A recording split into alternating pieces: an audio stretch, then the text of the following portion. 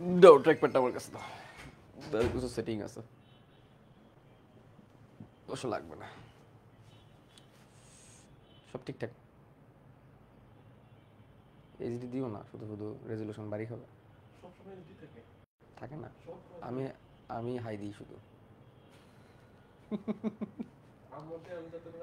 আচ্ছা থাক, দেখি নেটে প্রবলেম করে কিনা আজকে। করার করার কথা না, আমি তো 720p-তে ক্লাস নিই। ডট ইন্টারনেট আমারে, ডট ইন্টারনেটে হইলো না আমার, লাইভ চলতেছে। চলুক, স্টুডেন্টরাও জানুক ডট ইন্টারনেট ভালো না।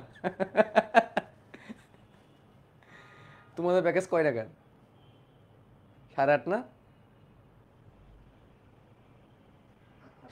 8,000? আমার কাছ থেকে 500 টাকা বেশি নেয়।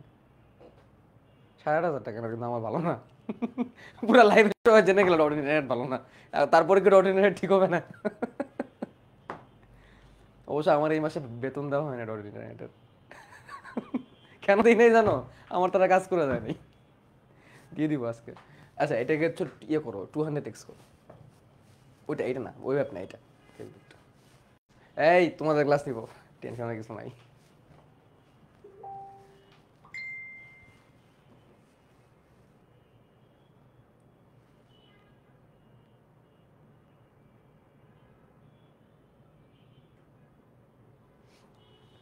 ওকে ওকে, হ্যালো মাই ডিয়ার স্টুডেন্টস, আশা করি তোমার সবাই ভালো আছো, সুস্থ আছো। অসময়ে ক্লাস নিতেছি, এজন্য আজকে উপস্থিতি একটু কম হবে, কিছু করার নাই।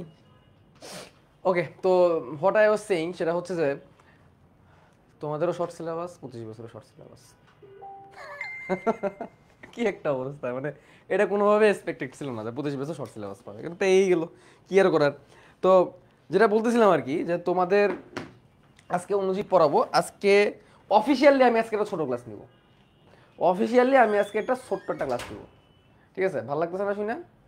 খুব ভালো লাগতেছে যে আমি ছোট্ট একটা ক্লাস নেব আজকে অফিসিয়ালি। তো আজকে ক্লাসটা 1.5 ঘন্টা হবে, এর বেশি হবে না, কারণ আজকে একটা লাইভ আছে আমাদের সবার, ফিজিক্স কেমিস্ট্রি ম্যাথমেটিক্স বায়োলজি সবগুলো সাবজেক্ট মিলে আজকে রাতে 9টার দিকে একটা লাইভ আছে, জন্য তোমাদের ক্লাস আজকে একটু আগে গিয়ে নিয়েছি এবং একটু অল্প সময় ধরে নিব, এই আর কি কথা। তো সাউন্ডের সমস্যা, সাউন্ডের সমস্যা না, সব কিছু ঠিকঠাক। তোমাদের লাইভ না, 25 বছর লাইভ। ঠিক আছে, ব্যাপারটা অবশ্য এমন হয়ে যায় যে ছোটদের বড়দের রেখে ছোটদের নিতেছে তো ক্লাস, ক্লাস তো আর বাদ দিই নাই, তাই না? তাই না বলো নোমান? হ্যাঁ শেষ করতে পারলে, আরে আমরা আগায় আছি, অনেক আগায় আছি। বায়োলজি কয়টা চ্যাপ্টার শেষ? 4টা চ্যাপ্টার শেষ। বায়োলজি কয়টা ক্লাস হয়ে গেছে? 8টা ক্লাস হয়ে গেছে। দেখো দেখো দেখো, আমি বলছি 1.5 ঘন্টার উপরে, বলে 1 ঘন্টা নেন ভাই। নাই নেই ক্লাস আজকে, নাই নেই আজকে ক্লাস। দেখো কথা কম, আমাদের এই অনুজীব, হ্যাঁ আমরা সাথে পড়াবো হচ্ছে অনুজীব। অনুজীবের উপর গত এই 7-8 বছরে আমরা দেখতে পাচ্ছি সব থেকে বেশি প্রশ্ন আসছে এই সেগমেন্টে, এই সেগমেন্টে এবং এই সেগমেন্টে। তো দেখি তারা কি। প্রথমত হচ্ছে ভাইরাসের বৈশিষ্ট্য, গঠন এবং গুরুত্ব। এখান থেকে সব থেকে বেশি প্রশ্ন আসছে ব্যাকটেরিওফাজ জীবের জীবনচক্র, অর্থাৎ লাইটিক চক্র, লাইসোজেনিক চক্র অবভিয়াসলি। তারপরে হচ্ছে দেখতে পাচ্ছি ব্যাকটেরিয়ার গুরুত্ব। এই কয়টা জিনিস থেকে বেশি প্রশ্ন আসছে, হ্যাঁ। তারপরে মানে সবই লাগে আসলে এই চ্যাপ্টারে। যেমন ম্যালেরিয়া পার্টটাকে কিন্তু আসলে ইগনোর করা যায় না। ম্যালেরিয়া পার্টটা, ম্যালেরিয়া পরজীবী জীবনচক্র, মানব দেহে ম্যালেজীবী জীবনচক্র। তো ম্যালেরিয়া পার্টটা অনেক বেশি গুরুত্বপূর্ণ। তো আমরা আজকে ভাইরাস শেষ করতে পারবো না, পসিবল না। তো ভাইরাসের যত কিছু একটা অংশ, হ্যাঁ ভাইরাসের হয়তো বা 50% অংশ আজকে আমরা শেষ করব। তো ফার্স্ট অফ অল আমি আজকে বইয়ে ঢুকে যাবো, ঠিক আছে? আজকে আমি বই, আচ্ছা বইয়ে না, আগে ভাইরাসের সংজ্ঞাটা একটু পড়াই নি, ঠিক আছে, তারপরে বইয়ে দিই। তো ভাইরাসের সংজ্ঞা, ভাইরাসের সংজ্ঞা বইয়ের মধ্যে দেওয়া আছে, তোমরা জনগণ এটা মুখস্থ করো, প্লিজ ডোন্ট ট্রাই টু মুখস্থ। ভাইরাসের সংজ্ঞা, তো আমাদের চ্যাপ্টারের নাম হচ্ছে অনুজীব। অনুজীব চ্যাপ্টারে ভাইরাস, ব্যাকটেরিয়া এবং ম্যালেরিয়া পরজীবী নিয়ে আলোচনা করে। এর মধ্যে ভাইরাসটা পুরোপুরি কোনো জীবের মধ্যে পড়ে না, ভাইরাসটা কোনো জীবের মধ্যে পড়ে না। ব্যাকটেরিয়াটা জীবের মধ্যে পড়ে এবং সে মনের রাজ্যের অন্তর্ভুক্ত, এবং ম্যালেরিয়াটাও জীবের মধ্যে পড়ে, সে হচ্ছে প্রোটিস্টা রাজ্যের অন্তর্ভুক্ত। অর্থাৎ একদম অকোষীয়, আদিকোষী এবং এককোষী নিয়ে আলোচনা করছে। আরো মজার বিষয় বলি, শৈবাল ও ছত্রাক। আমার কি আজকে একটু বেশি সাদা সাদা লাগতেছে মনে হইতেছে? যাই হোক, তো তারপর হচ্ছে শৈবাল ছত্রাক। তো শৈবাল এবং ছত্রাক থেকে পরবর্তী রাজ্যগুলোর দিকে চলে যায়, পরবর্তী রাজ্যগুলোর দিকে চলে যায়। আমি আজকে খুব ফানি মুডে আছি, বুঝছো, ভালো লাগতেছে খুব। আচ্ছা, তো অনুজীব, অনুজীবের মধ্যে, অনুজীবের মধ্যে প্রথমে আছে হচ্ছে ভাইরাস। অণুজীবের মধ্যে প্রথমে আছে কে? ভাইরাস। তো ভাইরাসের কথা মনে পড়লে আমার থিওডোসের কথা মনে পড়ে যায়। তো থিওডোসের ভাইরাসের মতো এই ভাইরাস না। তো ভাইরাসের ক্ষেত্রে প্রথমে যেটা মাথায় আসে যে জিনিসটা, ভাইরাস কি কোনো খালি চোখে দেখতে পারবা? বলো বলো, ভাইরাস কি কখনো খালি চোখে দেখতে পারবা? ভাইরাসকে কখনো খালি চোখে দেখতে পারবা না, ঠিক আছে? ভাইরাস ভাইরাস দেখতে গেলে শুধু মাইক্রোস্কোপ না, আলট্রা মাইক্রোস্কোপ কি জিনিস, মানে মেন কথা হচ্ছে যে এটা দেখতে গেলে তোমাকে মাইক্রোস্কোপের মধ্যে একটু বেটার, অনেক বেশি বিবর্ধন ক্ষমতা সম্পন্ন মাইক্রোস্কোপ লাগবে। ইলেকট্রন মাইক্রোস্কোপ পর্যন্ত যাওয়ার দরকার নেই। ইলেকট্রন মাইক্রোস্কোপ আবার অন্য জিনিস, ও আবার অনেক কঠিন জিনিস, এত দূরে যাওয়ার দরকার নাই, ঠিক আছে? তোমার অনেক বেশি বিবর্ধন ক্ষমতা সম্পন্ন মাইক্রোস্কোপ তোমাকে নিতে হবে। অর্থাৎ অর্থাৎ ভাইরাসের হচ্ছে অতি আণুবীক্ষণিক সত্তা। ভাইরাসে কি? ভাইরাস হচ্ছে অতি আণুবীক্ষণিক সত্তা। ভাইরাস হচ্ছে অতি আণুবীক্ষণিক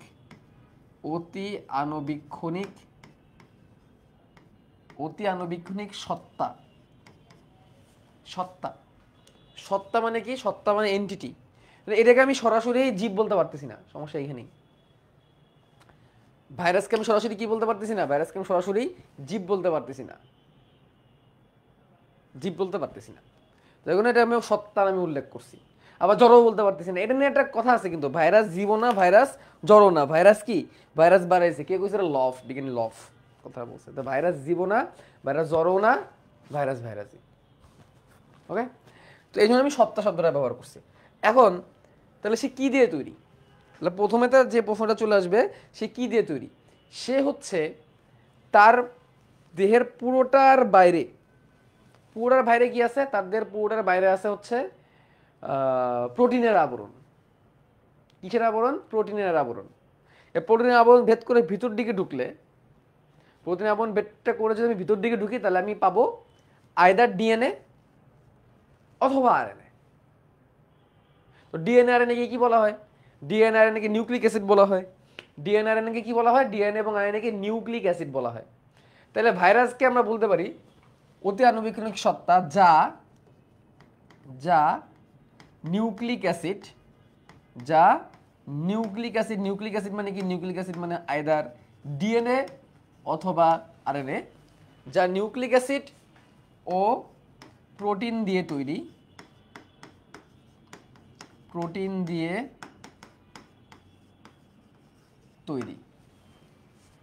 এখন আরেকটা ব্যাপার আছে, শুধু নিউক্লিক অ্যাসিড আর প্রোটিনই না, এর বাইরে আরো অন্য রকমের মানে বিভিন্ন রকম উপাদান থাকতে পারে। যেমন লিপিড এবং প্রোটিন দিয়ে একটা লেয়ার তৈরি থাকতে পারে।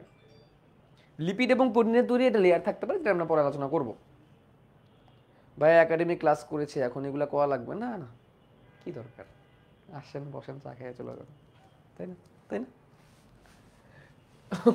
করো করো করো, রিভিশন দাও বাবা। সেই কবে পড়াইছিলাম, এতদিন ভুলে যাওয়ার কথা না? বসে রিভিশন দাও, নোট খাতা খুলে বসে থাকো, আগের যেটা নোট করছো ওটা খুলে বসে থাকো, মিলাও যে পারো কিনা, ঠিক আছে? কাজ কি তোমাদের আর? অতি আণুবীক্ষণিক সত্তা যা নিউক্লিক অ্যাসিড ও প্রোটিন দিয়ে তৈরি, বাধ্যতামূলক পরজীবী। একটা কথা খেয়াল করো, বাধ্যতামূলক পরজীবী। আমি এই সংজ্ঞাটা লম্বা সময় ধরে তোমাদেরকে পড়াবো, কারণ সংজ্ঞাটা অনেক ইম্পর্টেন্ট। এই সংজ্ঞার মধ্যে অনেক কিছু আছে। বাধ্যতামূলক পরজীবী, অব্লিগেটরি প্যারাসাইট। মানে একটু এদিকে, অব্লিগেটরি প্যারাসাইট। অব্লিগেটরি প্যারাসাইট মানে কি? অব্লিগেটরি কথাটা খেয়াল করে, এখানে শব্দ লিখছে অব্লিগেটরি, পরজীবী। পরজীবী কথার মধ্যে ঢুকলেই তো আবার সমস্যা, জীব বলে দিছে, রাইট? পরজীবী শব্দটার মধ্যে বলতেছে এটা জীব, মানে তার জীবন আছে। আবার আমরা বলতেছি না তার জীবন নাই। এই জন্যে পরজীবী শব্দটাকে আরো বেশি প্রিএমফাসাইজ করতে বাধ্যতামূলক শব্দটা দিয়ে দিচ্ছে। বাধ্যতামূলক শব্দটা এটা বোঝানো হয়েছে যে তাকে রোগ সৃষ্টি করতে হইলে, তাকে জীবিত টাইপের কিছু দেখাইতে হইলে অবশ্যই পরজীবী হইতে হবে। আদারওয়াইজ সে হচ্ছে জিরো, নাটটা জ্যাপ, নাল, কিচ্ছু না, মানে তার মধ্যে কোনো অস্তিত্বই নেই তার জীবনের। অর্থাৎ তাকে যদি রোগ সৃষ্টি করতে হয়, তাকে যদি জীবিত আকার ধারণ করতে হয়, তাইলে তাকে অবশ্যই পরজীবী হইতে হবে, অন্যের ভিতরে ঢুকতে হবে, অন্য কোষের ভিতরে ঢুকতে হবে। আদারওয়াইজ সে জীবিত সত্য দেখাইতে পারবে না, আদারওয়াইজ সে কি মৃত কেমিক্যাল।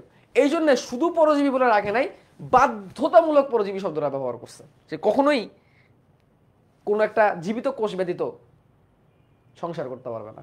সংসার বললাম কথাটা কেন, সংসারের পিছনে কারণ কি তোমাদের পরে বুঝাচ্ছি সংসার কেন।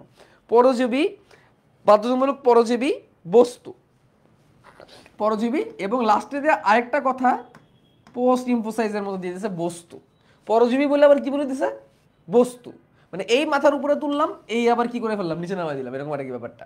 পরজীবী বস্তু যা অকোষীয়, পরে আবার কি বল দিছে যা অকোষীয়। এখন ভাইয়া একটা কোষ হইতে গেলে কি কি জিনিস থাকতে হয় বলতে পারবা? একটা কোষ হইতে গেলে 3টা ক্যারেক্টারিস্টিক্স লাগে। একটা কোষ হইতে গেলে কোষের ঝিল্লি থাকতে হবে, কোষের সাইটোপ্লাজম থাকতে হবে, এবং নিউক্লিয়াস না, নিউক্লিয়াস বলে এখানে একটা ভুল আছে কিন্তু। তুমি যদি বলো কোষ হতে গেলে নিউক্লিয়াস থাকতে হবে, অনেক কোষ তো সুগঠিত নিউক্লিয়াস নাই, না তাদের ক্ষেত্রে কি বলবো তুমি? যেমন আদিকোষী, সরাসরি নিউক্লিয়াস শব্দটা ব্যবহার করা যাবে না। তাহলে কি বলতে হবে?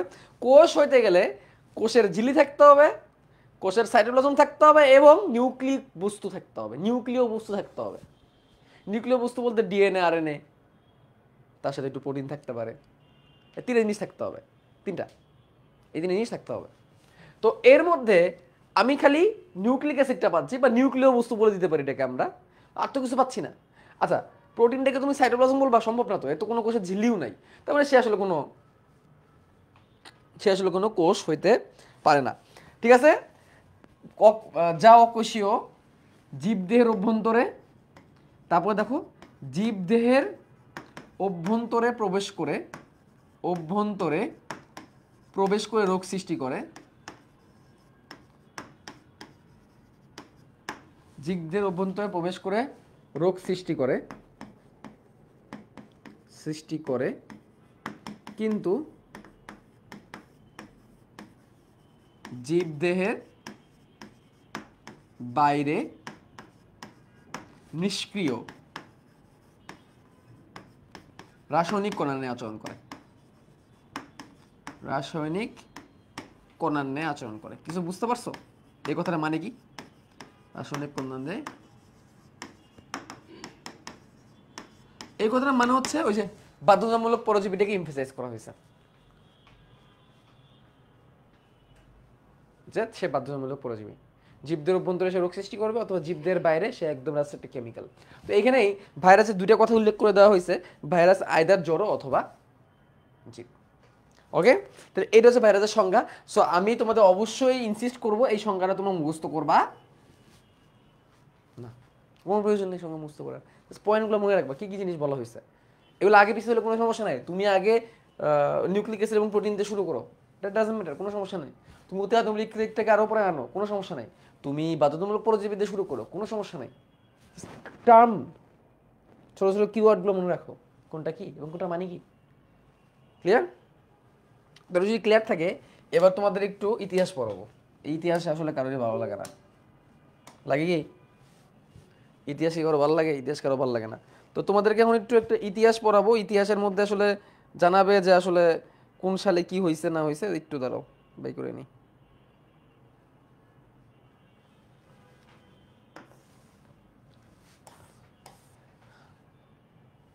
দেখো, এই দেখো কয়েকটা জিনিস জায়গায় রাখো। জীববিজ্ঞানের যে শাখায় অণুজীব সম্বন্ধে আলোচনা করা হয় সেই শাখাকে অণুজীব তত্ত্ব বা মাইক্রোবায়োলজি বলে। এই সাবজেক্ট নিয়ে ইউনিভার্সিটিতে, ফ্যাকাল্টিতে, ইউনিভার্সিটি একটা সাবজেক্টই আছে মাইক্রোবায়োলজি, মেডিকেলও আছে, 2nd 3rd ইয়ারে যায় পড়বা। ঠিক আছে, অণুজীবের বিস্তারই হলো ট্রান্সমিশন। এই যে এখানে একটা এমসিকিউ আছে, অনেক বাচ্চা লোক এটা মিস করে চলে যায়। ঠিক আছে, ওকে, গেল। যাওয়ার পরে এই যে নিচে দেখো, এই যে সংজ্ঞা, ঠিক সংজ্ঞার আগে আরেকটা শব্দ একটু জায়গায় দেখো। ভাইরাস একটি ল্যাটিন শব্দ যার অর্থ হচ্ছে বিষ। ওই ল্যাটিন শব্দটার নাম মনে রাখলেও চলবে, কিন্তু বিষটা একটু মনে রাখতে হবে। দেন দেখো এই যে সংজ্ঞা, ভাইরাস হলো নিউক্লিক অ্যাসিড ও প্রোটিন দিয়ে গঠিত অকোষীয় অতি আনুবৈজ্ঞানিক বাধ্যতামূলক পরজীবী বস্তু যা জীবদের অভ্যন্তরে সক্রিয় রোগ সৃষ্টি করে কিন্তু জীবদের বাইরে নিষ্ক্রিয় অবস্থায় বিরাজ করে। ডান। এরপরে দেখো ভাই, এইখানে বিশাল কাহিনী দেওয়া, বিজ্ঞানীদের বিশাল কাহিনী দেওয়া। তো এখন এই ক্ষেত্রে এটা যদি মেডিকেল অ্যাডমিশন টেস্ট হইতো তাহলে আমি বলতাম এগুলো দরকার নেই। বোর্ডে আবার মাঝে মাঝে কি করে জানো, পরীক্ষা দিয়ে দেয়, বোর্ড পরীক্ষা দিয়ে দেয়। তো এই জন্য আমি এখানে লিখবো না এগুলা, আমি এইখান থেকে তোমাদের একটু মার্ক করে দেওয়ার চেষ্টা করবো এখানে আসলে কি বলছে, কথাগুলো কি বলছে। দেখো দেখো প্রথমে কি আছে, এক, এগুলো বইয়ের মধ্যে কি করবা, খাতার মধ্যে লাইন করে লিখে ফেলবা, তাহলে সহজ হবে। এক, এডওয়ার্ড জেনার প্রথম ভাইরাসগুলো, সাল লাগবে না, বসন্ত রোগের কথা উল্লেখ করেন। ঠিক আছে, সর্বপ্রথম আবিষ্কৃত উদ্ভিদ ভাইরাস হলো টোবাকো মোজাইক ভাইরাস বা টিএমভি। অ্যাডলফ মেয়ার তামাক গাছের পাতার ছোপ ছোপ দাগ বিষ রোগকে টোবাকো মোজাইক ভাইরাস উল্লেখ করেন। ডিমিট্রি আইভানোভস্কি প্রমাণ করেন রোগাক্রান্ত তামাক পাতার রস ব্যাকটেরিয়া রোধক ফিল্টার করার পরও সুস্থ তামাক গাছে রোগ সৃষ্টি করতে সক্ষম। তাই তিনি বলেন যে তামাক গাছের মোজাইক রোগ জীবাণু ব্যাকটেরিয়া থেকে ক্ষুদ্র, তাকাইতে হবে না, তবুও তাকেই ভাইরাসের আবিষ্কারক হিসেবে চিন্তা করা হয়। তাহলে এই লাইনটাকে একটু বড় করে তাকাও যে ভাইরাসের আবিষ্কারককে, ভাইরাসের আবিষ্কারক হচ্ছে Dmitri Ivanovsky. Dmitri Ivanovsky Ivanovsky Ivanovsky Dmitri Ivanovsky. তো উনি কি করছেন এই কথাটা আমি একটু তোমাদের আর একটু ইজি করে আমি তোমাদের বুঝাই। ডিমিট্রি আইভানোভস্কি কি করছেন, তিনি টোবাকো মোজাইক ভাইরাস হইছে এরকম একটা তামাক গাছের পাতা নিছেন, নিয়ে ওইটাকে ব্যাকটেরিয়া রোধী ফিল্টার পেপারের নাম শুনছো না, ফিল্টার, যে ফিল্টারে পানি খাই আমরা, তো এরকম ফিল্টার পেপার আছে যে ব্যাকটেরিয়াকে কি করে ফেলতে পারে, ছেঁকে ফেলতে পারে। ফিল্টার কি, এটা ছাঁকনির মতো, মাইক্রোস্কোপিক।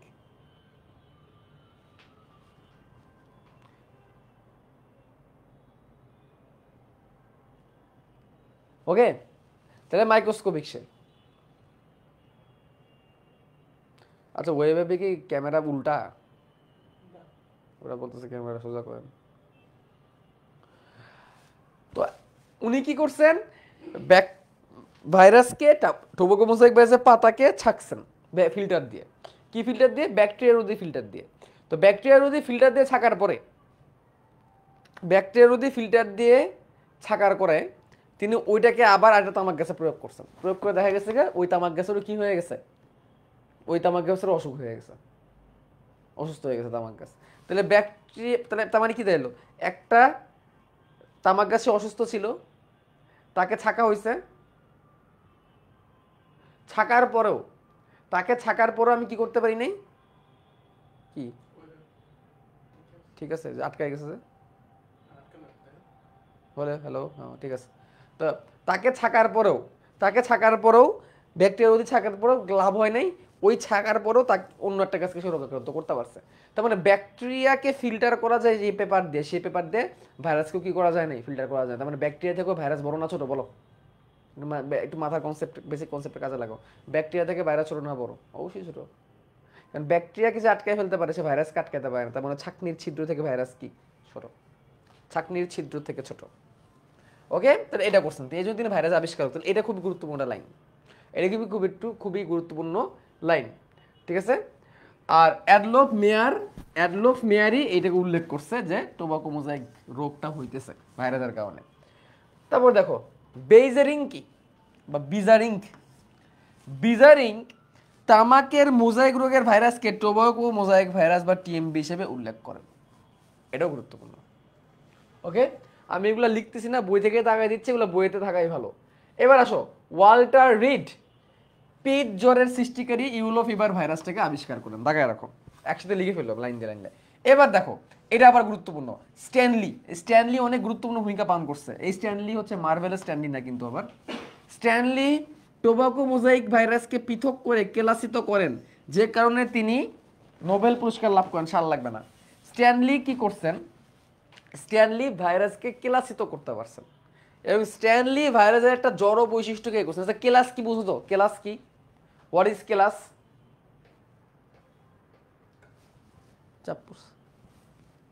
হোয়াট ইজ কেলাস বুঝো তো, কেলাস কি, কেলাস হচ্ছে ক্রিস্টাল, সহজ বাংলায় বললে, বাংলায় ক্রিস্টাল না আসলে বাংলায় কেলাস। তো কেলাস ক্রিস্টাল, কেলাসিত করা, ক্রিস্টালাইজড করা। যেমন আমরা চিনি খাই না, চিনিও কিন্তু কি একটা ক্রিস্টাল, চিনিও কিন্তু C12H22O11 ক্রিস্টাল, কারণ তার একটা ত্রিমাত্রিক কি আছে, একটা রাসায়নিক বস্তু ত্রিমাত্রিক একটা সুন্দর কি আছে, গঠন আছে, এবং সেটা ক্রিস্টাল। না, আলাদা হচ্ছে ওটা সাসপেনশন, তলানি করা, ওটা আরেকটা জিনিস, তলানি করা। কেলাস মানে হচ্ছে ক্রিস্টাল, ক্রিস্টাল ইংলিশে সার্চ করো না কেলাসকে, ক্রিস্টাল। স্ফটিক, এই যে দেখো, ওই যে লেখছে স্ফটিক, স্ফটিক মানে কি, কেমিস্ট্রি, কেমিস্ট্রি। তাইলে একটা ত্রিমাত্রিক একটা স্ট্রাকচার দিতে পারছি আমি, মানে একসাথে, মানে আরো সহজভাবে বলতে গেলে একসাথে মিলে একটা দলা করে ফেলতে পারছি আমি, অনেকগুলাকে একসাথে মিলে একটা কি করছি আমি, দলা করছি, ক্রিস্টাল করছি, ক্রিস্টাল। তো এই ক্লাসটা হয় কিন্তু জড় বস্তুকে, এই ক্লাস করা যায় কাকে, জড় বস্তুকে। জীবিত বস্তুকে এরকম তুমি ক্লাসিত করতে পারবে না, তাই না নোমান? কি দেওয়া মিনিং এ? হ্যাঁ, স্ফটিক ত্রিমাত্রিক একটা স্ট্রাকচার, কোনো রাসায়নিক বস্তুর ত্রিমাত্রিক স্ট্রাকচার।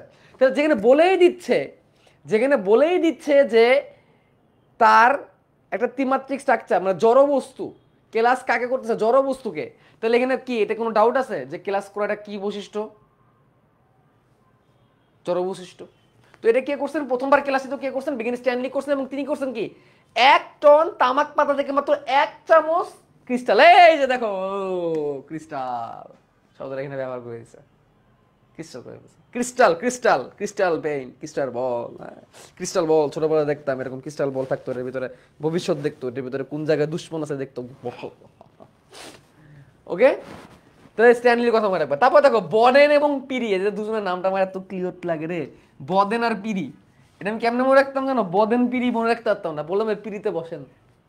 বদেন এবং পিরি টোবাকো মোজাইক নিউক্লিক অ্যাসিড এবং প্রোটিন দিয়ে গঠিত, এই কথা উল্লেখ করেন। এটা কিন্তু খুব ভালোটা কাজ করছে, মানে বদেন এবং পিরি উল্লেখ করছে যেটা ভাইরাস নিউক্লিক অ্যাসিড প্রোটিন দিয়ে, যে অলরেডি ইন্টারনেট কানেকশন ঝামেলা করা শুরু করছে, যে এইচডি করা। দেখো নোমান, দেখো তোমার ডট ইন্টারনেট, দেখো এই যে চেক ইওর ইন্টারনেট কালেকশন, দেখছো? তো শেফারম্যান, এবার আছে শেফারম্যান এবং মরিস, নীলাভ সবুজ শৈবাল ধ্বংসকারী ভাইরাসকে সায়ানোফাজ ভাইরাস বলেন। দেখো এখানে ওটা বেসিক কনসেপ্ট আছে, এখানে ওটা ব্যাপার আছে, খেয়াল করো। শেফারম্যান এবং মরিস বলছে নীলাভ সবুজ শৈবাল, এখানে যেটা দারুণ একটা কনসেপ্ট আছে, নীলাভ সবুজ শৈবাল, আবার বলছে সায়ানো ব্যাকটেরিয়া। ব্যাপারটা কেমন হয়ে গেল না? নীলাভ সবুজ শৈবাল, তাহলে ব্রু গ্রিন অ্যালজি বলা উচিত, ব্রু গ্রিন অ্যালজি, তাই না নোমান? ব্রু গ্রিন অ্যালজি হওয়া উচিত, নীলাভ সবুজ শৈবাল, সায়ানো অ্যালগি।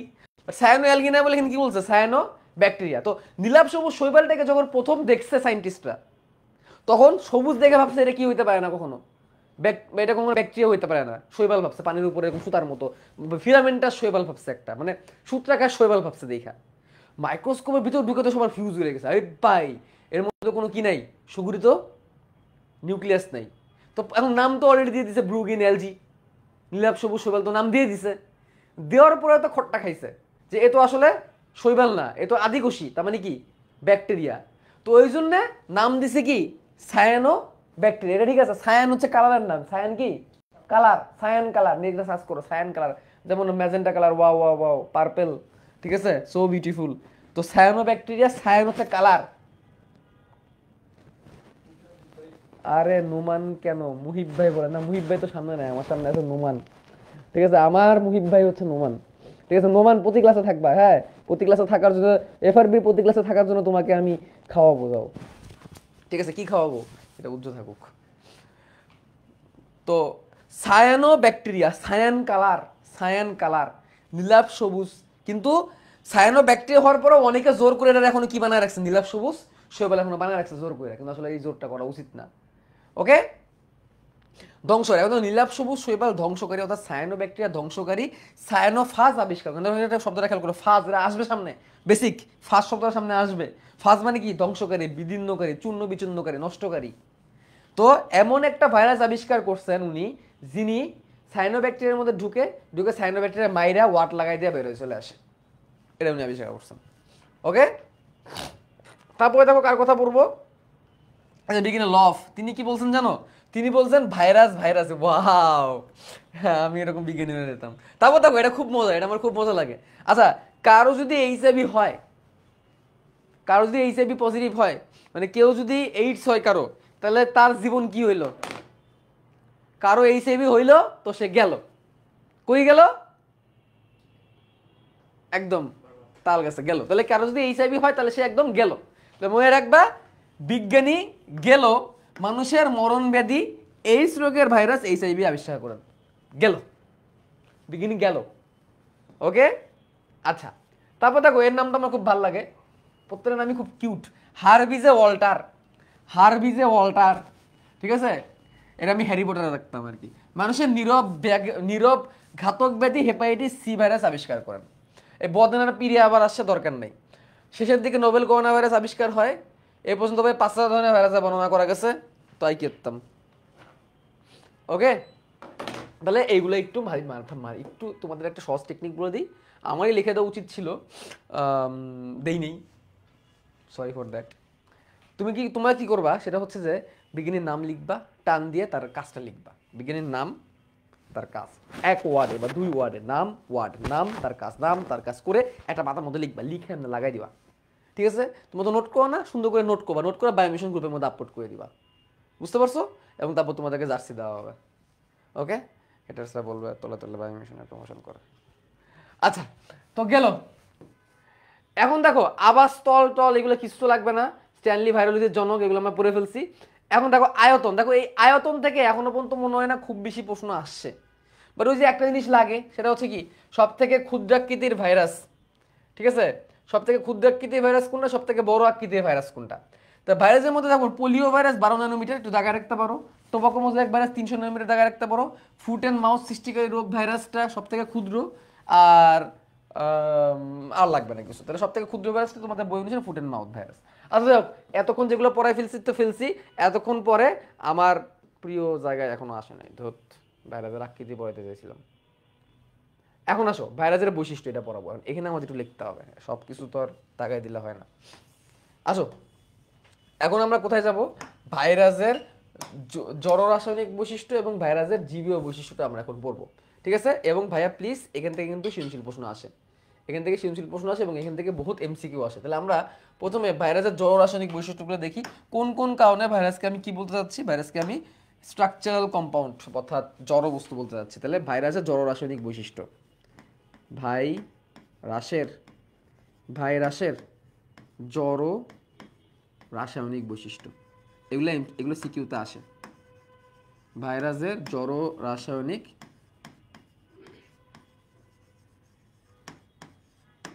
বৈশিষ্ট্য।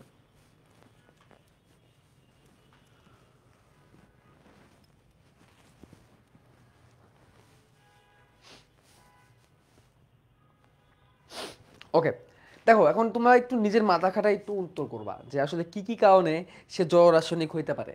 ঠিক আছে? তাহলে প্রথমে তাকে প্রমাণ করতে হবে সে একটা কি না, কোষ না। প্রথমে তাকে প্রমাণ করতে হবে সে একটা কি না, সেটা কোষ না। তাহলে দেখো প্রথম পয়েন্টে যেটা শুরু করব, ভাইরাস অকোষীয়। ভাইরাস অকোষীয়। আচ্ছা নোমান বলো তো, কোষ ব্যতীত কোনো কিছু জীবিত হইতে পারে? সম্ভব কি? না। ভাইরাস কি? অকোষীয়। ভাইরাস কি? ভাইরাস হচ্ছে অকোষীয়। কোষ ব্যতীত কোনো বস্তু মানে ইয়ে হইতে পারে না। ভাইরাসের জন্য কি? অকোষীয়। অকোষীয় কেন? কারণ তার কোষ ঝিল্লি বা প্রাচীর নাই। এখন এত কিছু লেখার দরকার আছে? তাহলে আমি লিখে দিই না কোনো কোষীয় অঙ্গাণু নাই, তাই না? তার কোনো কোষীয় অঙ্গাণুই নাই। এখন বলতে পারো ভাই আছে তো, ডিএনএ আরএনএ তো আছে, বাট ওটার পরে যাবো, ওটা কোনো কোষীয় অঙ্গাণু না। কেন অঙ্গাণু বলবো ওটাকে? ওটা রাসায়নিক পদার্থ। কোনো কোষীয় অঙ্গাণু নাই। সহজ হিসাব শেষ। 2 নম্বর, জীবদেহের ভাইরাসে নিষ্ক্রিয়। জীবদেহের পরীক্ষার হলে কিভাবে লিখবে একটু চিন্তা করে করে লিখবা। জীবদেহের বাইরে সে কি? নিষ্ক্রিয়। এবং সে নিষ্ক্রিয় যখন আছে তখন সে রাসায়নিক বস্তুর মতো আচরণ করতেছে। জীবদেহের বাইরে সে কি? Totally inactive. টোটালি কি? ইনঅ্যাক্টিভ।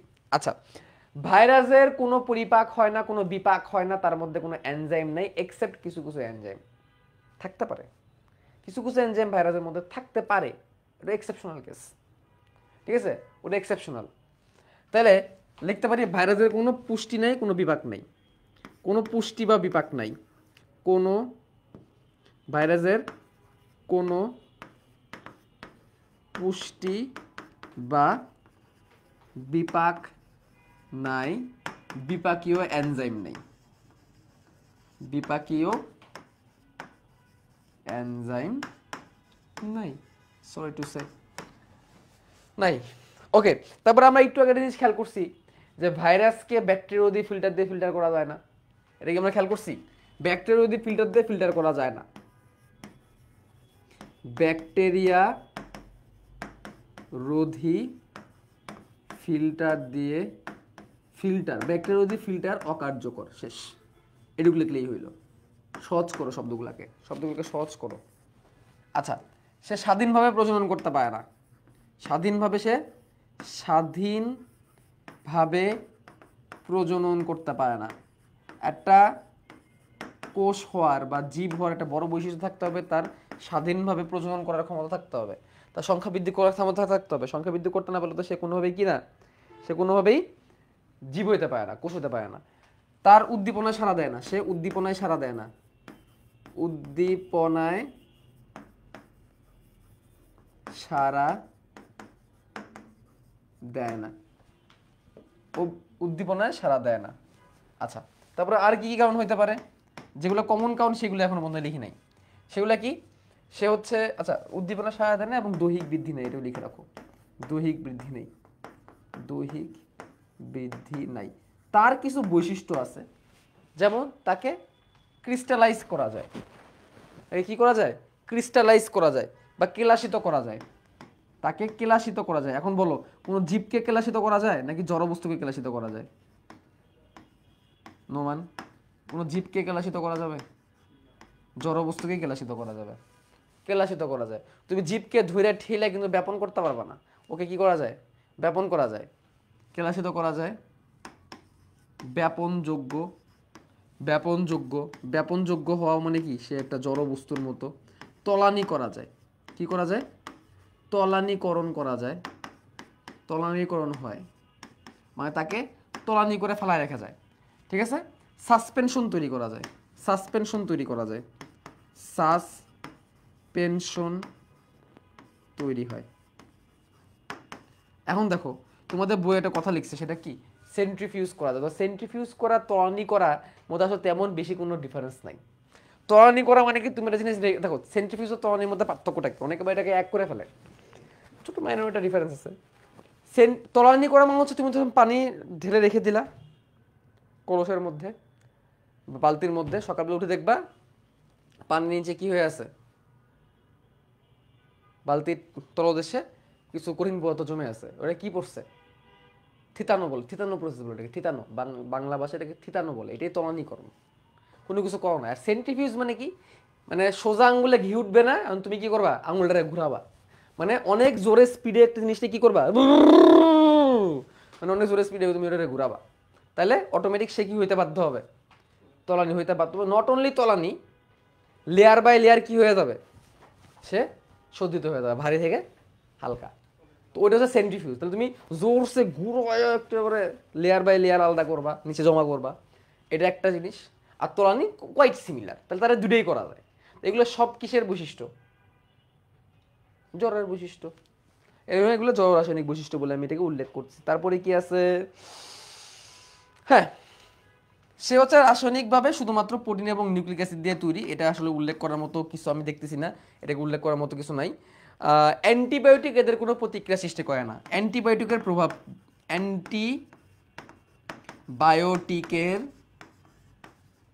প্রভাব মুক্ত। What is antibiotic? এখানে খুব সুন্দর একটা সায়েন্স চলে আসতেছে, সুন্দর একটা সায়েন্স এখানে মাথায় আসছে। আমি কিন্তু আজকে ঘুরে ধরে তোমাদের 1.5 ঘন্টা পড়াবো, বেশিক্ষণ পড়াবো না আজকে। দেখো, অ্যান্টিবায়োটিকের প্রভাব মুক্ত, দেখো লেখা আছে অ্যান্টিবায়োটিক, বায়োলজি, জীব, বায়োটিক মানে কি? জীবিত বস্তু, জীবিত জীব। আর অ্যান্টি মানে তার বিরুদ্ধে, মানে অ্যান্টিবায়োটিক এমন একটা জিনিস যে জীবিত বস্তুর জীবনের বিরুদ্ধে। অ্যান্টিবায়োটিক মানে কি? জীবিত বস্তুর কিসের বিরুদ্ধে? জীবনের বিরুদ্ধে। তাহলে সে জীবিত বস্তুর উপর কাজ করবে, অর্থাৎ ব্যাকটেরিয়ার উপর কাজ করবে। তাহলে অ্যান্টিবায়োটিক কার উপরে কাজ করে? ব্যাকটেরিয়ার উপর কাজ করে। অ্যান্টিবায়োটিক কার উপর কাজ করে না? ভাইরাসের উপর কাজ করে। তার মানে ভাইরাসের কি নাই? জীবন নেই। আরেকটা কথা তোমাদের বলে রাখছে, ভাইরাস অ্যাসিড ক্ষার ও লবণ প্রতিরোধ সক্ষম। তার মানে কি, অ্যাসিড ক্ষার এবং লবণের রিয়াকশন তার মধ্যে কি হইতে পারে, মানে তার মধ্যে একটা রিয়াকশন তৈরি করতে পারে, বাট সেটার সাথে সে মানে সেটাকে সে ডিফেন্ড করতে পারবে, এরকম টাইপের কিছু একটা। যাই হোক, এই কটা কথা তোমরা আসলে লিখবা ভাইরাসের জড় রাসায়নিক বৈশিষ্ট্যের মধ্যে। তো এখন আমরা ভাইরাসের জীবীয় বৈশিষ্ট্যে চলে যাবো। কি কারণে ভাইরাসকে আমি জীব বলতে পারি? ভাইরাসের জীবীয় বৈশিষ্ট্য, ভাইরাসের ভাইরাসের ভাইরাসের জীবীয়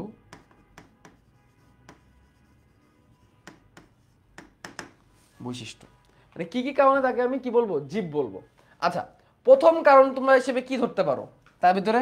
নোমান, তোমাকে যদি বলি কোন কারণে তুমি বলবা ভাইরাস এটা জীব, কোন কারণে তোমার সব মাথায় চলে আসে? এই লেখাটা না একটু কেটে দাও, চোখের মধ্যে কেমন যে লাগতেছে। প্রথম কারণ বলতে পারি সে ডিএনএ আরএনএ দ্বারা তৈরি, ডিএনএ অথবা আরএনএ ধারণ করে, সে ডিএনএ অথবা আরএনএ ধারণ করে, এটা প্রথম কারণ হিসেবে আমি বলতে পারি। ওকে, তো ডিএনএ এবং আরএনএ কিন্তু একটা কি বায়োমলিকিউল, রাইট? ডিএনএ আরএনএ কি বলা হয়? ডিএনএ আরএনএ কে বলা হয় বায়োমলিকিউল, জীবিত মলিকিউল, জীবনের জন্য যেরকম অণু, জৈব অণু সহজ বাংলায়। তো এটা তার মধ্যে আছে, জৈব অণু যেহেতু তার মধ্যে আছে, তার মানে জীবনেরও একটা মানে কিছু একটা তার মধ্যে থাকার কথা। ওকে, আচ্ছা, 2 নম্বর কারণ কি বলতে পারি? 2 নম্বর কারণ বলতে পারি সে অন্য একটা জীবের ভিতরে ঢুকে সংখ্যা বৃদ্ধি করতে পারে। এমনি তার স্বাধীনভাবে সে সংখ্যা বৃদ্ধি করতে পারে না, স্বাধীনভাবে তার সংখ্যা বৃদ্ধি করার ক্ষমতা নাই, কিন্তু অন্য একটা জীবের দেহের মধ্যে ঢুকে সে কি করতে পারে, সংখ্যা বৃদ্ধি করতে পারে। তাহলে পোষক দেহের ভিতরে সংখ্যা বৃদ্ধি করতে পারে, পোষক দেহে সংখ্যা বৃদ্ধি করতে পারে, পোষক দেহে সে কি করতে পারে, সংখ্যা বৃদ্ধি করে, সে পোষক দেহে সংখ্যা বৃদ্ধি করে। তাহলে এটাও একটা কি বৈশিষ্ট্য, এটাও একটা জীবিত বৈশিষ্ট্য, রাইট? আচ্ছা, তারপরে দেখো সে বাধ্যতামূলক পরজীবী। পরজীবী হইতে গেলে তো অবশ্যই তার মধ্যে কি থাকতে পারে, পরজীবী হইতে গেলে অবশ্যই তার মধ্যে জীবন থাকতে হবে, অবশ্যই তার মধ্যে কি থাকতে হবে, জীবন থাকতে হবে। তাহলে সে বাধ্যতামূলক পরজীবী, তাহলে এটাও তার একটা জীবিত বৈশিষ্ট্য, বাধ্যতামূলক পরজীবী। আরেকটা কথা মাথায় রাখবা তুমি, এটা আচ্ছা পরবিজি কেন লিখছি, পরজীবী হবে। তো আরেকটা কথা একটু খেয়াল করো, করোনা ভাইরাসটার দিকে একটু তাকাও।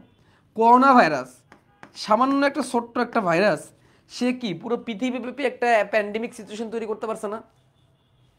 তার মানে কি, পৃথিবীর যেই পরিবেশে যাক না কেন সব পরিবেশে সে কি করতে পারে, তার এফেক্টটা সমানভাবে দেখাইতে পারে, সমানভাবে তার এফেক্টটা কি করতে পারে, দেখাইতে পারে। তাহলে আমরা বলতে পারি তার অভিযোজন ক্ষমতা কি, তীব্র। তাহলে তার অভিযোজন ক্ষমতা আছে, এই অভিযোজন ক্ষমতা থাকা এটাও কিসের বৈশিষ্ট্য, অভিযোজন, বানান ভুল হতে পারে, অভিযোজন ক্ষমতা আছে তার, দ্যাটস দ্য পয়েন্ট। এখন আমরা কি একটা জিনিস খেয়াল করছি, ভাইরাস সে নর্থ পোল থেকে সাউথ পোল, ইস্ট দেন ওয়েস্ট, সব জায়গায় সে ছড়ায় গেছিল। কোন virus? The only corona virus. কিন্তু একটা কথা কি তোমরা খেয়াল করছিলা, করোনা ভাইরাসের বেশ কয়েকটা ভ্যারিয়েন্ট ছিল। এই পুরো টাইম লাইনের মধ্যে 2000 কত সাল, 19 সাল থেকে ধরতে পারি না, 19 সাল থেকে ধরতে পারি করোনা টাইম লাইন। 20 থেকে তো বাংলাদেশে, চীনের ওয়াং শহরে তো 19 সাল থেকেই আসে, তাহলে 19 সাল থেকে ধরতে পারি। তোমাকে এটা জানো, আজ থেকে আরো আগে কার অ্যাটাক হয়েছিল, করোনা ভাইরাসের অ্যাটাক হয়েছিল 2003 সালে সার্সকোভ 1 প্রথম অ্যাটাক করছিল, তারপরে মার্স কভ 2012 সালে অ্যাটাক করছিল, 2019 সালে চীনের ওয়াং শহরে আবার সার্সকোভ 2 অ্যাটাক করছে। মানে সে অনেক আগে থেকে এসেছিল, অত বেশি এফেক্ট সে দেখাতে পারে না। 2019 সালে সে একটা মারাত্মক একটা সিচুয়েশন তৈরি করছে, এবং প্রথমে আসার পরে সে ফার্স্ট ওয়েভ, সেকেন্ড ওয়েভ নামে অনেকগুলো ওয়েভ দিছে, দেওয়ার পরে সে অনেকগুলো ভেরিয়েন্ট আছে। যেমন মাঝখানে বাংলাদেশে অ্যাটাক করলে যে ভেরিয়েন্টটা খুব খারাপ করছিল অবস্থা, সেটা কি ইন্ডিয়ান ভেরিয়েন্ট ছিল, তাই না? Delta, I guess delta variant ছিল। তো এই যে ভেরিয়েন্টগুলো কেমনে তৈরি হয়েছে, ভেরিয়েন্টগুলো দেখো, এখানে একটা বেসিক কনসেপ্ট তোমাদের কাজে লাগাইতে হবে। একটা ভাইরাসের দেহ যদি আমি আঁকাই, এর মধ্যে আমি দেখো এখানে থাকা অবস্থায় আমি ভাইরাসের মানে দেহের গঠনটাও তোমাদের একটু বুঝাই দিব, একটু ওইখানে আমরা আলোচনাটা করে ফেলবো। একটা ভাইরাসের দেহের গঠন যখন আমরা বলি, ভাইরাসের দেহের ভিতরে কি আছে দেখো, যে গোল গোল গোল গোল গোল গোল গোল, এগুলোকে বলা হয় ক্যাপসোমিয়ার। এই গোল গোল জিনিসগুলোকে কি বলা হয়, ক্যাপসোমিয়ার। এগুলো কি দিয়ে তৈরি, প্রোটিন দিয়ে তৈরি, এটাকে বলা হয় ক্যাপসোমিয়ার। এর মাঝখানে আমি একটু ভাইরাসের গঠনটা পড়াই ফেলবো, ক্যাপসোমিয়ার, এবং পুরো নীল অংশটাকে একসাথে বলা হয় ক্যাপসিড, পুরো নীল অংশটাকে একসাথে কি বলা হয়, ক্যাপসিড, এবং এটা কি দিয়ে তৈরি? এটা প্রোটিন দিয়ে তৈরি। কি দিয়ে তৈরি? এটা প্রোটিন দিয়ে তৈরি। এবং তার ভেতর দিকে কি আছে? তার ভেতর দিকে কি আছে? তার ভেতর দিকে আছে হচ্ছে নিউক্লিক অ্যাসিড। নিউক্লিক অ্যাসিড হিসেবে কি দিব বলো তো? কি দেওয়া যায় বলো নোমান? কি দিতে চাই? ভিতরে আমরা কি দিব? ডিএনএ দিব না আরএনএ দিব? দিদি একটা দিয়ে দিই, ডিএনএ দিয়ে দিই নাকি? ডিএনএ দিয়ে দিই তার ভিতরে। তার ভিতরে আমরা কি দিলাম? দ্বিসূত্রক আমরা একটা ডিএনএ দিলাম। আর তো কিছু তার মধ্যে নাই। এই তো একটা ভাইরাস, ভিতরে ডিএনএ আর বাইরে নিউক্লিক অ্যাসিড, দেখেরা। তো এখন দেখো খেয়াল করে, একটা মাত্র ডিএনএ, সেটা বড় হইতে পারে ছোট হইতে পারে, খুব বেশি বেস পেয়ার তার মধ্যে নাই, খুব বেশি ক্ষার বা বেস সিকোয়েন্স তার মধ্যে নাই, মানে খুব বেশি অ্যাডেনিন, গুয়ানিন, থায়ামিন, সাইটোসিন তার মধ্যে নাই, অল্প। এটা দিয়েই তার সকল কর্মকাণ্ড হচ্ছে। কেন তার ডিএনএ দরকার? সে অন্যকে দেখো এখানে একটু একটু একটু বেসিক কমন সেন্স এখানে কাজে লাগো। তার ডিএনএ কেন দরকার? জীবিত একটা কন্ডিশন তার আছে, এটা বোঝানোর জন্য তার কি দরকার? ডিএনএ দরকার। এই ডিএনএটাকে বের করে নাও, তার মধ্যে জীবিত অবস্থাটা প্রায় শেষ হয়ে যাবে। সে শুধুমাত্র ওই তার প্রোটিন দিয়ে যতটুকু টিকতে পারে। কারণ একটা কথা মনে রাখতে হবে, ডিএনএ থেকেই তৈরি হয় কি? আরএনএ। আরএনএ থেকে কি তৈরি হয়? প্রোটিন। তার মানে প্রোটিন কিছুটা হলেও কি বহন করে? জীবন্ত একটা কোড কিন্তু বহন করে। ঠিক আছে? তো যাই হোক, যেটা বলতেছিলাম, ডিএনএ এবং প্রোটিন দিয়ে সে তৈরি। এই ডিএনএটা ছোট ডিএনএ, ছোটটা ডিএনএ। এখন একটা জিনিস খেয়াল করো, একটা ফ্যামিলিতে যদি 3 জন মানুষ থাকে, সেটাকে সেই ফ্যামিলির কর্তার কন্ট্রোল করা ইজি হবে? যে কোনো ধরনের চেঞ্জ করা ইজি হবে? নাকি একটা ফ্যামিলিতে 30 জন মানুষ আছে, সেখানে কন্ট্রোল করা ইজি হবে? কোনটাকে কন্ট্রোল করা ইজি হবে বলো তো নোমান? একটা জায়গায় 30 জন নিলে একটা ফ্যামিলি, সেটাকে কোনো একটা ডিসিশন এনে চেঞ্জ করা ইজি? নাকি 3 জন মানুষ নিলে একটা ফ্যামিলি, সেখানে একটা কোনো ডিসিশন দিয়ে চেঞ্জ করা ইজি? 3 জনের ডিসিশন দিয়ে চেঞ্জ করা ইজি, তার মানে 3 জন, যেখানে জনসংখ্যা কম, যেখানে জিনিস কম, সেখানে চেঞ্জ আনাটা কি ইজি? তাহলে এইখানে ভাইরাসের ডিএনএ মাত্র একটা, এখানে যদি সামান্য একটু পরিবর্তন হয়ে যায়, হ্যাঁ, সামান্য একটু যদি পরিবর্তন হয়ে যায়, তাহলে কি ওরা কি হবে?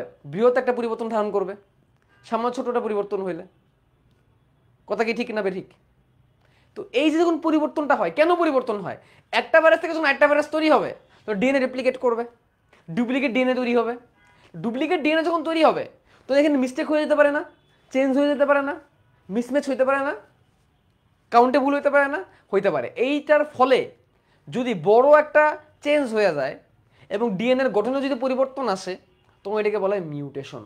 তখন এটাকে কি বলা হয়? মিউটেশন। এই মিউটেশনের কনসেপ্ট আমি তোমাদের বুঝাচ্ছিলাম, মিউটেশন বা পরিব্যক্তি। ঠিক আছে, মিউটেশন বা পরিব্যক্তি। তাহলে আমরা কি কনসেপ্ট হয়েছে? মিউটেশন বা পরিব্যক্তি। তাহলে এর কি হইতে পারে? মিউটেশন হয়। কি হয়? মিউটেশন হয়। তাহলে হোয়াট ইজ মিউটেশন? মিউটেশন বা বাংলায় যেটাকে বলা হয় পরিব্যক্তি। বাংলায় যেটাকে বলা হয় কি? পরিব্যক্তি।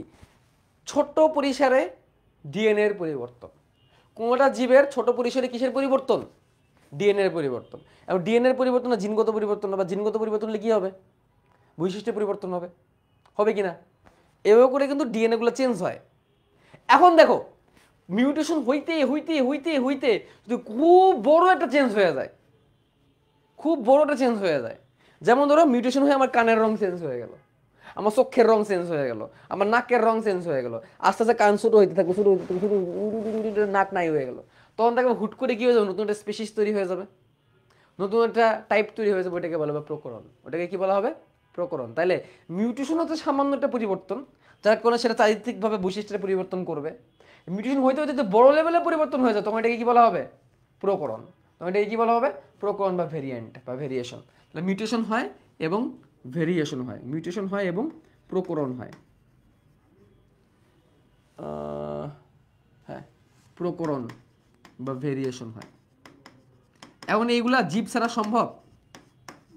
এগুলো জীব ছাড়া সম্ভব না, তার মানে তার মধ্যে জীবের বৈশিষ্ট্য আছে। তাহলে মিউটেশন এবং ভেরিয়েশন। এবং আরো একটা জিনিস জেনে রাখো, তার জেনেটিক রিকম্বিনেশনও হয়। তার কি হয়? জেনেটিক রিকম্বিনেশন হয়। রিকম্বিনেন্ট ডিএনএ তৈরি হতে পারে তার দ্বারা। জেনেটিক রিকম্বিনেশন বা রিকম্বিনেন্ট ডিএনএ কেমনে? ভাইরাস আর ব্যাকটেরিয়া একসাথে মিলে যেতে পারে। কি করছি বুঝছো? ভাইরাস আর ব্যাকটেরিয়া কি হতে পারে? একসাথে মিলিত হয়ে যেতে পারে, মিলিত হয়ে নতুন করে প্রোফাজ তৈরি করতে পারে। জেনেটিক রিকম্বিনেশন বা জিনগত পুনর্বিন্যাসও হইতে পারে। নোভেল করোনা ভাইরাসের জিলোমে ডিলেশন দেখা গেছে, যার কারণে সংক্রমণ রোধ হয়েছে। এগুলো দরকার নেই এত কিছু। আচ্ছা, আর কিছু কি বাদ দিলাম? মাতৃভাইরাসের অনুরূপ ভাইরাস তৈরি করতে পারে। মাতৃভাইরাসের অনুরূপ ভাইরাস তৈরি হতে পারে, মাতৃভাইরাসের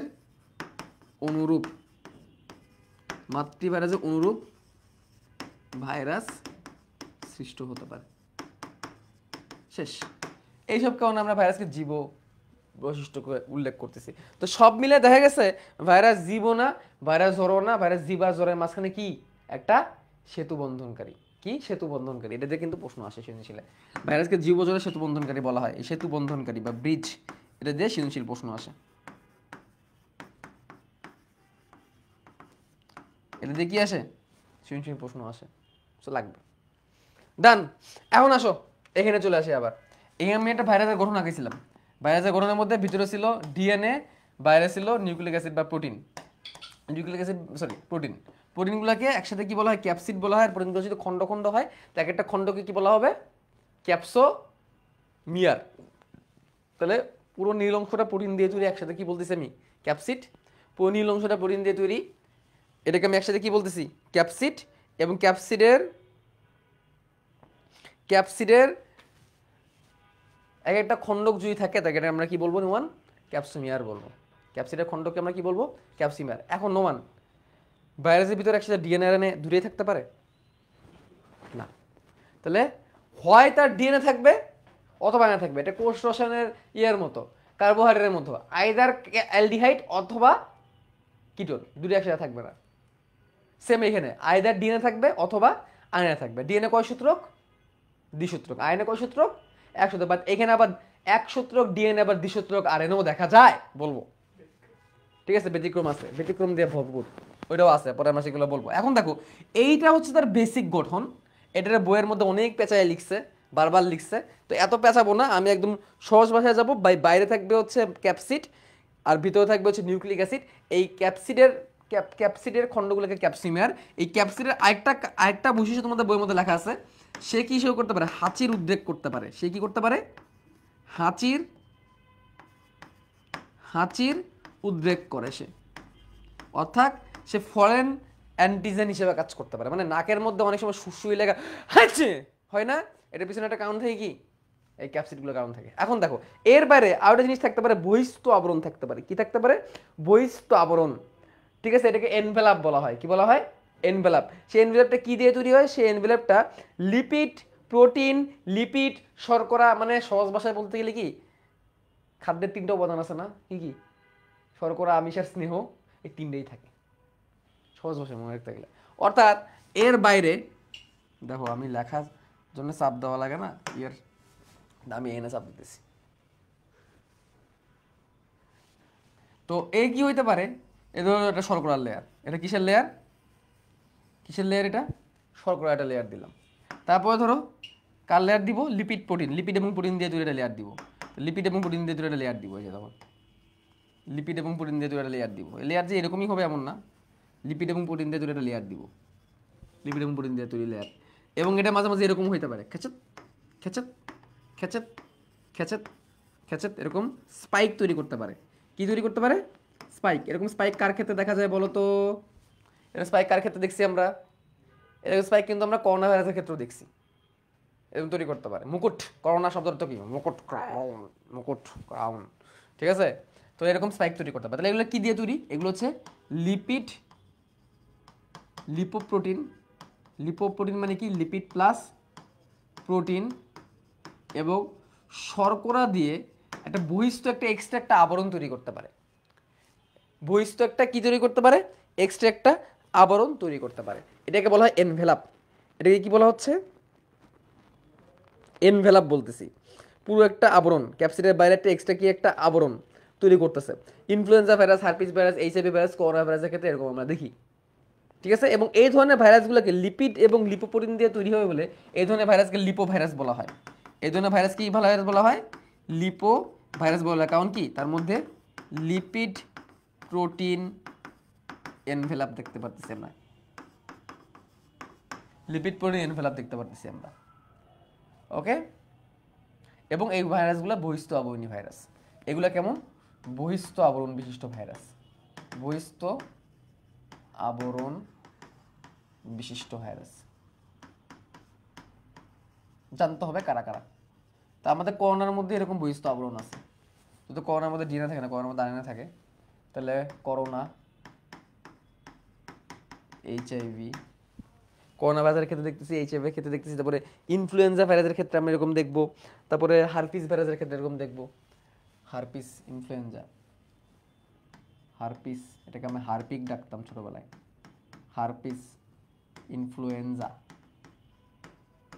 ইনফ্লুয়েঞ্জা, ডান। এগুলোর ক্ষেত্রে আমরা দেখবো বহিস্থ আবরণ।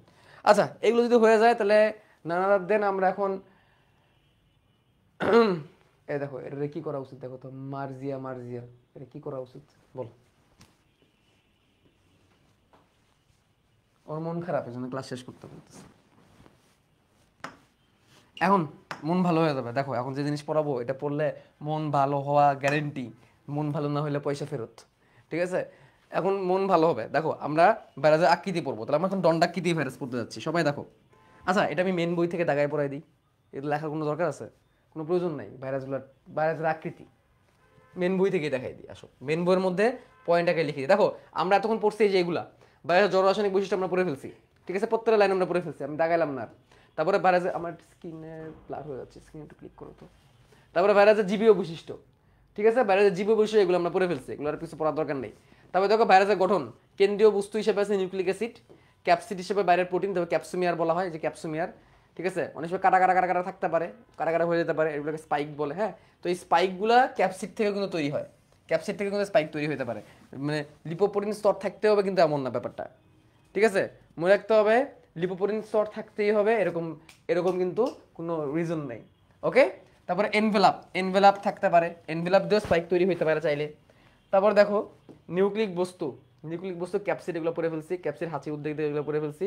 এইখানে দেখো একটা লাইন আমি বলি নাই, সেটা হচ্ছে লিপিড বা লিপোপ্রোটিন স্তর দিয়ে এককে পেপলোমিয়ার বলা হয়। লিপোপ্রোটিন আবরণ বিশিষ্ট ভাইরাসকে লিপোভাইরাস বলা হয়। এনভেলাপবিহীন ভাইরাসকে নগ্ন ভাইরাসও বলা হয়। কথাটা দাগা রাখো, যে ভাইরাসে এনভেলাপ নাই সেটা কি ভাইরাস? নগ্ন ভাইরাস। এখন একটা জিনিস খেয়াল করো, বলছে যে প্রোটিন আবরণ যদি খন্ড খন্ড হয় তাই এটাকে বলা হয় ক্যাপসুমিয়ার, বাইরেও এক্সট্রা আবরণ থাকলে লিপোভাইরাস, আর এগুলাকে বলা পেপলোমিয়ার। একক, অর্থাৎ এমনও হইতে পারে যে যেই বহিস্থ আবরণটা, সেই বহিস্থ আবরণটা ইউনিট ক্যাপসুমিয়ারের মতো হতে পারে, খন্ড খন্ড খন্ড খন্ড খন্ড হতে পারে। পুরোটা মিলে হইলে একটা লেয়ার বা এনভেলাপ যদি খন্ড খন্ড হয় তাহলে এক একটা খণ্ডক বা এক একটা একককে বলবে হচ্ছে পেপলোমিয়ার। যাক, আসো এনজাইম থাকতেও পারে, নাও থাকতে পারে, এই জন্য এটা নিয়ে আমি কথা বললাম না। ভাইরাসের ক্ষেত্রে দেখো ভাইরাসে লাইসোজাইম এনজাইম থাকতে পারে, ইনফ্লুয়েঞ্জা ভাইরাসে নিউরামিনিডেজ নামক এনজাইম থাকতে পারে, এবং এইচআইভিতে রিভার্স ট্রান্সক্রিপ্টেজ এনজাইমও থাকতে পারে। ওকে, আসো যেখানে দরকার ভাইরাসের প্রকারভেদ, গঠন গঠন গঠন আকৃতি অনুসারে, এটাই হচ্ছে ইম্পর্টেন্ট জিনিস। দেখো ভাইরাসের আকৃতিগুলো, এটা আমি খুব মজা পাই, এটা আমার পড়াইতেও খুব মজা লাগে। তোমার অনেকেই পড়ছো আগে, তো আমি একটা কাজ করি, এই পার্টটা আমি একটা স্ক্রিনশট নিয়ে নিই, স্ক্রিনশট নিয়ে আমি বোর্ডের মধ্যে লিখে পড়াই, তাহলে এটা বেশি ভালো লাগবে। যারা যারা মজা নিতে চাও আসো।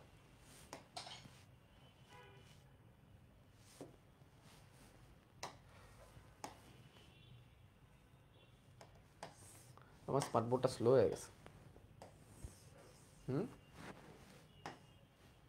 মনে হয় চেঞ্জ করার সময় চলে আসছে। আসো দেখো, প্রথমে আসে দণ্ডাকৃতির ভাইরাস, দণ্ডাকৃতির ভাইরাস। তো দণ্ডাকৃতির ভাইরাস, এটা মনে রাখার টেকনিক কি? দেখো, এটা মনে রাখার টেকনিক হচ্ছে দাঁতে আলু আর মাংসের টুকরা। এটা মনে রাখার টেকনিক হচ্ছে দাঁতে আলু এবং মাংসের টুকরা। দেখো দাঁতে, এই ছন্দ দিয়া ভালো মনে থাকবে প্লিজ, এটাতে ভালো মনে থাকবে, আলু ও মাংসের টুকরো, মাংসের টুকরো, দাঁতে আলু এবং মাংসের টুকরো। দাঁতে থেকে দণ্ডাকৃতির ভাইরাস, আলু থেকে আলফা আলফা ভাইরাস বা আলফা আলফা মোজাইক ভাইরাস, মাংস থেকে মামস ভাইরাস, আর টুকরো থেকে টোবাকো মোজাইক ভাইরাস। প্লিজ আমি নিজের এটা মনে রাখতাম, সব ছন্দ কার্যকর না, বাট এই ছন্দ অনেক বেশি কার্যকর, ঠিক আছে? এই জন্য আমি এটা রিকমেন্ড করি। তাদের দাঁতে থেকে দণ্ডাও মনে রাখবা, আলু থেকে মনে রাখবা আলফা আলফা মোজাইক ভাইরাস, ও মাংস থেকে মনে রাখবা মাউস ভাইরাস, আর টুকরা থেকে মনে রাখবো টোবাকো মোজাইক ভাইরাস। দাঁতে আলু ও মাংসের টুকরা। ওকে, তারপর দেখো গোলাকৃতি ভাইরাস, তাই এটা মনে রাখার টেকনিক হচ্ছে গোল টিভিতে, টিভির নাম হচ্ছে গোল টিভিতে এইচআইভি ও ডেঙ্গুর এইচআইভি ও ডেঙ্গুর প্রচার। ও মাগো বললো কিছু গোল টিভিতে এইচআইভি ও ডেঙ্গুর প্রচার, গোল টিভিতে এইচআইভি ও ডেঙ্গুর প্রচার বা প্রচার হয়। তাহলে গোল টিভি থেকে মনে রাখবা, গোল থেকে মনে রাখবা গোলাকার ভাইরাস, টিবি থেকে মনে রাখবা টিআইভি ভাইরাস, এইচআইভি থেকে মনে রাখবা এইচআইভি ভাইরাস, ডেঙ্গু থেকে মনে রাখবা ডেঙ্গু ভাইরাস, আর প্রচার থেকে মনে রাখবা পোলিও ভাইরাস। তো গোল টিভিতে এইচআইভি ও ডেঙ্গুর প্রচার করে দিয়েও মনে রাখতে পারো। গোল টিভিতে এইচআইভি ও ডেঙ্গুর প্রচার করে, কারণ করোনা ভাইরাস একটা কি আকৃতির ভাইরাস, করোনা ভাইরাসও কিন্তু গোলাকৃতির ভাইরাস। তাহলে গোল টিভিতে এইচআইভি ও ডেঙ্গুর প্রচার হয় না বলে করে বলো, করে বলে এখানে করোনা অ্যাড করে দাও, তাহলে হয়ে গেল, যদিও বইয়ে তোমাদের দেয় নেই। আচ্ছা এবার দেখো ঘনকৃতি ভাইরাস বা বহুভুজাকৃতির ভাইরাস, এটাকে পাউরুটি আকৃতির ভাইরাসও বলা হয়। একবার ঢাকা ভার্সিটি না কোন ইউনিভার্সিটি পরীক্ষা আসছিল, পাউরুটি আকৃতির ভাইরাস কোনটা, তো পাউরুটি ঘন এরকম ঘন ঘন ভ্যাকেশনে হাঁপানি। এই যে আমার সাইকেল স্টুডেন্ট, নিশ্চিত আমার সাইকেল স্টুডেন্ট, ঠিক আছে। তো এটা মনে রাখার টেকনিক হচ্ছে ঘন ঘন ভ্যাকেশনে হাঁপানি, ঘন ঘন ভ্যাকেশনে, ঘন ঘন ভ্যাকেশনে হাঁপানি। ঘন ঘন থেকে মনে রাখবা ঘনকৃতি ভাইরাস, ভ্যাকেশনে দিয়ে মনে রাখবা ভ্যাকসিনিয়া ভাইরাস, হাঁপানি দিয়ে মনে রাখবা হার্পিস ভাইরাস। ঘন ঘন ভ্যাকেশনে হাঁপানি, ওকে, ঘন ঘন ভ্যাকেশনে হাঁপানি। ব্যাঙাচি আকৃতিটা মনে রাখা লাগবে না, এটা এমনি মনে থাকবে T2 T4 T6, T is come for tadpole, T is come for tadpole, টেটপোলকে বাংলায় বলা হয় ব্যাঙাচি। সিলিন্ডার আকৃতির ভাইরাস বা সূত্রাকৃতির ভাইরাস, এটাও খুব মজা। এটা মনে রাখার টেকনিক হচ্ছে ইমন ভাইয়ের মাথায় সিলিন্ডার বা ইমনের মাথায় cylinder. Emon left the chat. ইমনের মাথায় সিলিন্ডার, ইমন থেকে মনে রাখবা ইবোলা ভাইরাস, মাথা থেকে মনে রাখবা মোটর স্ট্রিক ভাইরাস, সিলিন্ডার থেকে মনে রাখবা সিলিন্ডার আকৃতির ভাইরাস। লাস্টেরটা তো খুবই মজা, লাস্টে তো খুবই মজা, সেটা কি ডিম্বাকার ভাইরাস, ইঁদুরের ডিম, ইঁদুরের ডিম, ইঁদুরের যদিও ডিম হয় না, ইঁদুরের ডিম, ইঁদুরের ডিম, ডিম থেকে মনে রাখবো ডিম্বাকৃতি ভাইরাস, ইঁদুর থেকে মনে রাখবো ইনফ্লুয়েঞ্জা ভাইরাস। তাই এই ইনফ্লুয়েঞ্জা আর ইবোলার মধ্যে কিন্তু অনেকে প্যাচ লাগাও, ইবোলা আর ইনফ্লুয়েঞ্জা দুটোর মধ্যে অনেকে প্যাচ লাগাই ফেলো, এটা প্যাচ লাগাবো না, একটু মনে রাখো ইনফ্লুয়েঞ্জাটা ডিম্বাকৃতির হয়, এটা একটু মনে রাখো। ইবোলা ইনফ্লুয়েঞ্জার মধ্যে অনেকে প্যাচ লাগাই ফেলে, ইঁদুরের ডিম দিয়া আর ইমনের মাথায় সিলিন্ডার দিয়ে ইমন আর ইঁদুরের মাঝখানে ডিমের প্যাচ লাগাই ফেলে, একটু প্যাচ লাগানো যাবে না। এই দুটোর মধ্যে মোটেও প্যাচ লাগাবো না, ইবোলা এবং ইনফ্লুয়েঞ্জার মধ্যে প্যাচ লাগাবো না। ইবোলা সিলিন্ডার আর ইনফ্লুয়েঞ্জা ডিম্বাকার, আর ইবোলা ভাইরাসটা যে এরকম দেখতে, এরকম টাইপের দেখতে, সিলিন্ডার টাইপের। ওকে ডান। তাহলে এইগুলো যদি বোঝা হয়ে যায়, এবার আমরা দেখবো নিউক্লিক অ্যাসিডের ধরন অনুসারে ভাইরাস, ডিএনএ ভাইরাস এবং আরএনএ ভাইরাস। এবার যে কোনো একটা মনে রাখতে হবে, ডিএনএ ভাইরাস অথবা আরএনএ ভাইরাস। আমরা একটা মনে রাখি, ভাইরাসের ক্ষেত্রে মনে রাখবা ডিএনএ আরএনএ দুটো একসাথে থাকতে পারে না, যে কোনো একটা থাকবে। তাহলে আমরা শুধু ডিএনএ ভাইরাসগুলো মনে রাখি, আমরা শুধু কোন ভাইরাসগুলো মনে রাখবো, ডিএনএ ভাইরাসগুলো মনে রাখবো। তো ডিএনএ ভাইরাস মনে রাখার টেকনিক কি, ডিএনএ ভাইরাস মনে রাখার টেকনিক হচ্ছে, ডিএনএ ভাইরাস মনে রাখার টেকনিক হচ্ছে টিপুর ভাই টিটু, এটা জাতীয় জাতীয় জাতীয় ছন্দ, তাই না? এটা টিপুর ভাই কেটা টিটু, টিটু ভাই, টিপুর ভাই টিটু ভ্যানিলা হতে, ভ্যানিলা হতে প্যারিসে এলো। টিপুর ভাই টিটু ভ্যানিলা হতে প্যারিসে হলো, ভ্যানিলা হতে কোথায় এলো, প্যারিসে এলো। টিপুর ভাই টিটু, তো টিপু, টিটু দিয়ে মনে রাখবো, টিপু দিয়ে মনে রাখবো টিআইভি, টিপু দিয়ে মনে রাখবো টিআইভি, ভাই থেকে মনে রাখবো ভ্যারিউলা, ভ্যারিউলা, টিটু থেকে মনে রাখবো টিটু, টিটু থেকে মনে রাখতে পারি আমরা T2 T4 T6, ঠিক আছে। ভ্যানিলা থেকে মনে রাখতে পারি ভ্যাকসিনিয়া, ভ্যানিলা থেকে মনে রাখতে পারি ভ্যাকসিনিয়া, হতে থেকে মনে রাখতে পারি হারপিস, হতে থেকে মনে রাখতে পারি কি হারপিস। তারপরে এলো থেকে মনে রাখতে পারি হচ্ছে আমরা অ্যাডিনো হারপিস, এলো থেকে মনে রাখতে পারি আমরা অ্যাডিনো হারপিস বা অ্যাডিনো মনে রাখতে পারি। আর প্যারিস থেকে একটু আলাদাভাবে মনে রাখবা, প্যারিস থেকে মনে রাখবা পারভোভিরিডি, পারভোভিরিডি, এটা একটু আলাদাভাবে মনে রাখতে হবে। পারভোভিরিডি এটা কথা আমরা আলফাবেট মনে রাখবো, PRVOVIRIDA, পারভোভিরিডি। তো এই পার্ভোভিরিডি গোত্রের কথা একটু ভালো করে মনে রাখতে পারো। পার্ভোভিরিডি গোত্রের মধ্যে একটা ভাইরাস আছে যেটা হচ্ছে কলিফাস ভাইরাস বলা হয়। এই পার্ভোভিরিডি গোত্রের মধ্যে একটা ভাইরাস আছে M13 বা কলিফাস। কলিফাস এটা ফুলকপির ক্ষেত্রে হয়। এই ভাইরাসটা একটু ব্যতিক্রম। কেন ব্যতিক্রম? দেখো এটা ডিএনএ দিয়ে তৈরি না, এটা কি দিয়ে তৈরি? ডিএনএ দিয়ে তৈরি। কি দিয়ে তৈরি? ডিএনএ দিয়ে তৈরি। কি দিয়ে তৈরি? ডিএনএ দিয়ে তৈরি।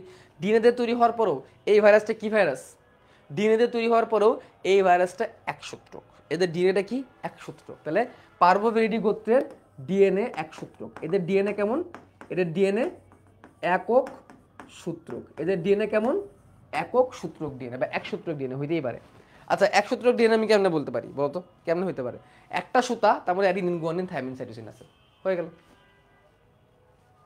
আর ডি সূত্রক আরএনএ কেমনে বলতে পারি?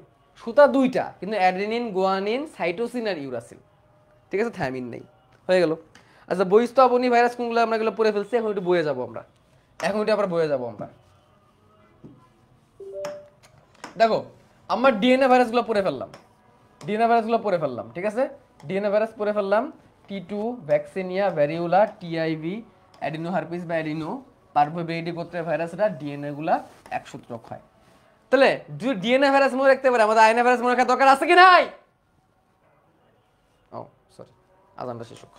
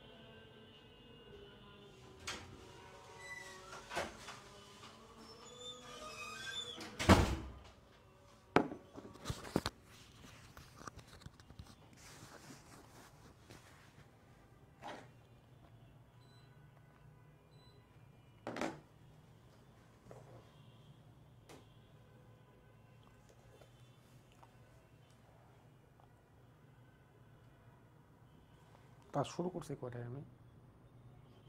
হ্যাঁ, ওয়েবে কি টাইম কম দেখাচ্ছে? 50।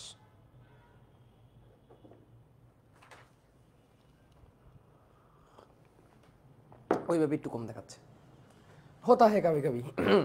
তা দেখো, ডিএনএ ভাইরাস মনে রাখলে আরএনএ ভাইরাস মনে রাখার দরকার নেই, এটা হচ্ছে টেকনিক। দেখছো এত সুন্দর টেকনিক কেউ শিখাইছে আগে? কখনোই না, তাই না? এই জন্য বায়োলজি দা প্রিমিয়াম। দেখো আরএনএগুলো মনে রাখার দরকার নেই, একটু মনে রাখবা যেগুলো ডিএনএ বাদে বাকি সবই আরএনএ। একটা কথা বলছি যে পার্ভোভিরিডি গোত্রে অন্তর্ভুক্ত যে ভাইরাস, যেমন ধরো 5X174 আর M13, যেটাকে কোলিফাস বা ফুলকপির ভাইরাস বলা হয়, এটা হচ্ছে ডিএনএটা এক সূত্রক। আর এখানে আরেকটু কিছু মনে রাখবা, রিওভেইডি গোত্রের ভাইরাস আছে কিছু, রিওভেইডি গোত্রের ভাইরাস, যেমন রিও ভাইরাস, ধানের বামন রোগের ভাইরাস, এগুলো আরএনএটা 2 সূত্রক, অর্থাৎ আরএনএ 2 সূত্রক। ঠিক আছে, ওকে। দেখো বহিস্থ অবনী ভাইরাস এগুলো আমরা পড়ে ফেলছি, এগুলোর দরকার নাই। দেখো উদ্ভিদের ভাইরাস, এগুলো কি আলাদাভাবে পড়ার দরকার আছে?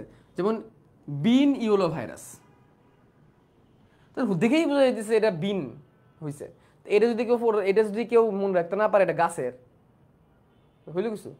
তারপরে ফুলকপি মোজাইক ভাইরাস, ফুলকপি মোজাইক ভাইরাস, আচ্ছা নোমান, ফুলকপি মোজাইক ভাইরাস, তারপরে টোবাকো মোজাইক ভাইরাস, এগুলো কি কখনো দেখে এটা নাম দেখি তো বোঝা যাইতেছে এটা গাছের না মাছের, রাইট? তারপর দেখো প্রাণীর ভাইরাস, এখন বলো মানে এই কুকুর বিলাই বাদ দিয়া গাছের কি এইচআইভি হবে? তারপরে ভ্যাকসিনিয়া, তারপরে novel corona virus, novel corona virus তো রাম জাম কাটা লিচুতে হবে না। ওকে, আর ব্যাকটেরিয়া ফাজের ক্ষেত্রে T2 T4 T6 এটা এমনি মুখস্থ করার দরকার নেই, একটু পরে আমরা পড়বো। সায়ানোফাজের ক্ষেত্রে LPP1 LPP2 এই দুটো জিনিস মনে রাখলেই চলে। LPP1 LPP2, এলপিপির মিনিং আছে, চাইলে পড়তে পারো, না পড়লেও সমস্যা নেই। ওকে, পোষকদের সংক্রামকের উপর ভিত্তি করে এইচআইভি একটি রিট্রো ভাইরাস, এখানে ভাইরাল আরএনএ থেকে ডিএনএ তৈরি হয়। এটা তোমাদের কোষীয় গঠন চ্যাপ্টারে ভালো করে পড়াবো, এখান থেকে এত প্যারা নেওয়ার দরকার নেই। অন্যান্য কিছু ভাইরাস আছে, যেমন ধরো কিছু ভাইরাস যেগুলা উদ্ভিদকে অ্যাটাক করে, এইগুলোকে ফাইটোফেজাইন বলে, পানিকে অ্যাটাক করলে জুওফেজাইন বলে, লাগবে না এগুলো আমাদের। এখন আসো ডিএনএ আরএনএ ভাইরাসের পার্থক্য লাগবে, আসো এটা এবার সেনশীলে আসে, ডিএনএ আরএনএ ভাইরাসের পার্থক্যটা আসতে পারে। DNA virus, RNA virus, RNA এই ভাইরাসগুলো সাধারণত একটু দন্তাকৃতির হয়, এগুলো কিন্তু সব ক্ষেত্রে প্রযোজ্য না। আর ডিএনএ ভাইরাসগুলো একটু গোলাকার অনেকাকার হতে পারে। আরএনএ ভাইরাসের মধ্যে আরএনএ কোড থাকে, ডিএনএ ভাইরাসের মধ্যে ডিএনএ কোড থাকে। ওয়াও, এত সুন্দর এক্সাম্পল না জানলে তো আমি বলতেই পারতাম না। তো আরএনএ ভাইরাসের ক্ষেত্রে এটা বেশিরভাগ ক্ষেত্রে উদ্ভিদকে করে, আর ডিএনএ ভাইরাসগুলো বেশিরভাগ ক্ষেত্রে পানির ক্ষেত্রে করে, বাট আসলে আমরা উল্টা দেখি আসলে বেশিরভাগ ক্ষেত্রে। যত রকমের ভাইরাসের নাম কমু বা হচ্ছে খারাপ লেভেলের, তো এগুলো সবই হচ্ছে আরএনএ দিয়েই তৈরি। আরএনএ ভাইরাসগুলা এক সূত্রক, কিছু ক্ষেত্রে দ্বিসূত্রক হতে পারে। ডিএনএ ভাইরাসগুলা দ্বিসূত্রক, কিছু ক্ষেত্রে আবার এক সূত্রক হতে পারে।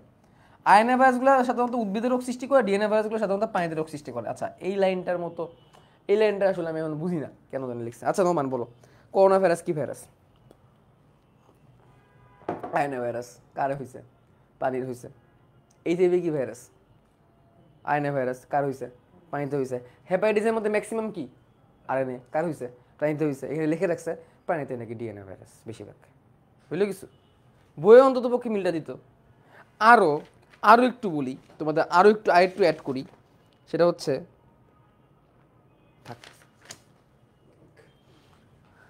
এনভেলাপ। আরএনএ ভাইরাস সাধারণত এনভেলাপ থাকে না, ডিএনএ ভাইরাস সাধারণত এনভেলাপ থাকে। এখানে এক্সাম্পল দিয়ে দিচ্ছে, এক্সাম্পল না বললেও চলবে, অলরেডি পরে আসো তোমরা। ওকে, এখন আসো ভাইরাসের পরজীবিতা, রিসিপ্টর সাইটের কনসেপ্টটা আমরা একটু ক্লিয়ার করি। ভাইরাসের পরজীবিতা বা রিসিপ্টর সাইট, এবং এখান থেকে আমরা ইমার্জিং ভাইরাসের কনসেপ্টটা ক্লিয়ার করব। ভাইরাসের পরজীবিতা বা রিসিপ্টর সাইট এবং ইমার্জিং ভাইরাস। রিসিপ্টর সাইট নামে একটা কনসেপ্ট আছে, receptor site. Receptor site, what is receptor site? Receptor, receptor, receptor, বুঝছো? Receptor, receptor, receptor. আরে দাও, এই যে রিসিপ্টর দাও, নিলাম। আমি কি? দাও আমার মোবাইলটা দাও। এই যে আমি নিলাম মোবাইল, আমি কি? রিসিভার। আমি কি? গ্রাহক। রিসিভার। আমি গ্রাহক, রিসিভার। আর আমার কে রিসিভ করছে এটাকে? হাত। তাহলে হাত একটা জায়গা, রিসিপ্টর সাইট। হাতের মধ্যে রিসিভ হয়েছে, আমি রিসিভার। আর এই হাতটা হচ্ছে কি? Receptor site. তাহলে একটা ভাইরাসকে যেই জায়গাটা গ্রহণ করবে ওই জায়গাটাকে কি বলা হবে? Receptor site. তাহলে সহজ ভাষায় বলতে পারি ভাইরাসের গ্রাহক উপাদান। রিসিপ্টর সাইট কি? ভাইরাস, আরো সহজভাবে বলতে পারি ভাইরাস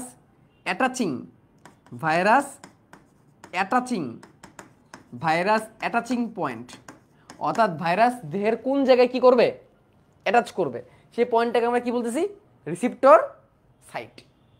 এখন এক একটা জিনিসের জন্য এক একটা রিসিপ্টর সাইট আছে, এই জন্য এখানে বলা হয় ভাইরাসের পরজীবিতা সুনির্দিষ্ট। কথা একটু খেয়াল করো। ভাইরাসের কি লিখলাম? ভাইরাসের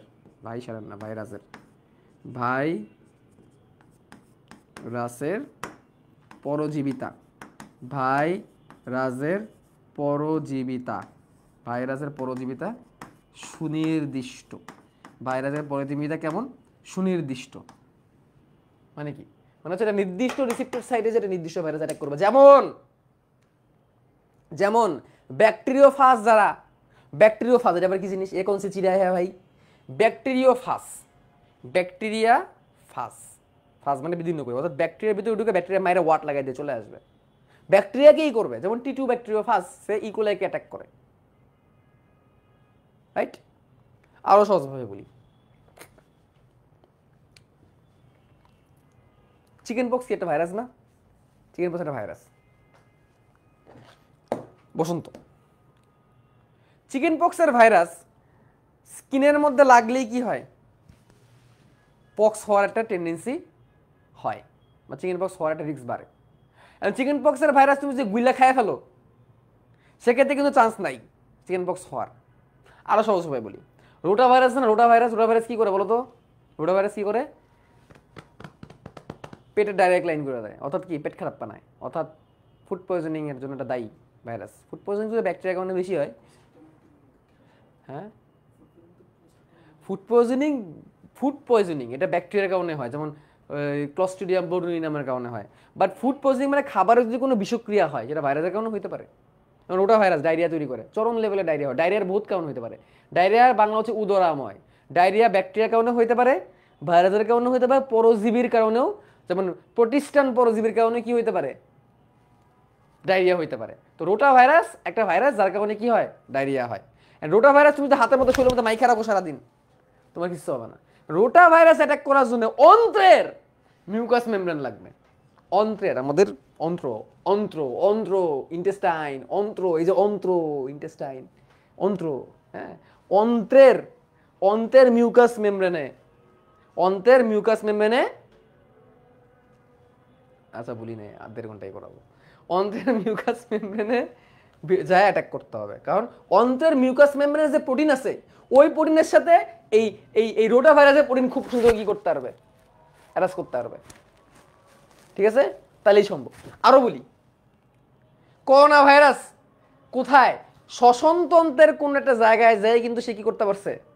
অ্যাটাচ হয়ে রোগ তৈরি করতে পারছে। এই জন্য দেখো হাতটা ধুয়ে ফেললে কিন্তু কি হয় নাই? করোনা হয় নাই। কিন্তু কোনোভাবে যদি নাকের মাধ্যমে শ্বসনতন্ত্র, পুরো রেসপিরেটরি ট্র্যাক্ট, শ্বসন নালী বা শ্বাসনালী, সেটা ঊর্ধ্বতর শ্বাসনালী হোক আর নিম্নতর শ্বাসনালী হোক বা প্রধান শ্বাসনালী হোক, লাগলেই হইল, তখনই সে বিস্তার করতে পারবে, আদারওয়াইজ সে অ্যাটাচই হইতে পারবে না।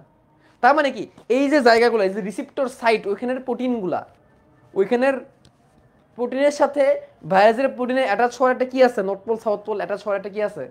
ক্যাপাসিটি আছে। এটাই রিসিপ্টর সাইট। এইখানেই বলছে ভাইরাসের পরজীবিতা সুনির্দিষ্ট, নির্দিষ্ট ভাইরাস নির্দিষ্ট ইয়েকে অ্যাটাক করবে। তাহলে সর্দি লাগার ভাইরাস এগুলা শ্বসনতন্ত্রেই কি করতে হইতে হবে? অ্যাটাক করতে পারবে। তবে এখানে একটু মনে রাখতে হবে, পোলিও ভাইরাস যেটা আছে, পোলিওর কথা বলছে নাকি তোমাদের বই বলে নাই? বলে নাই তাহলে ভালো হয়েছে।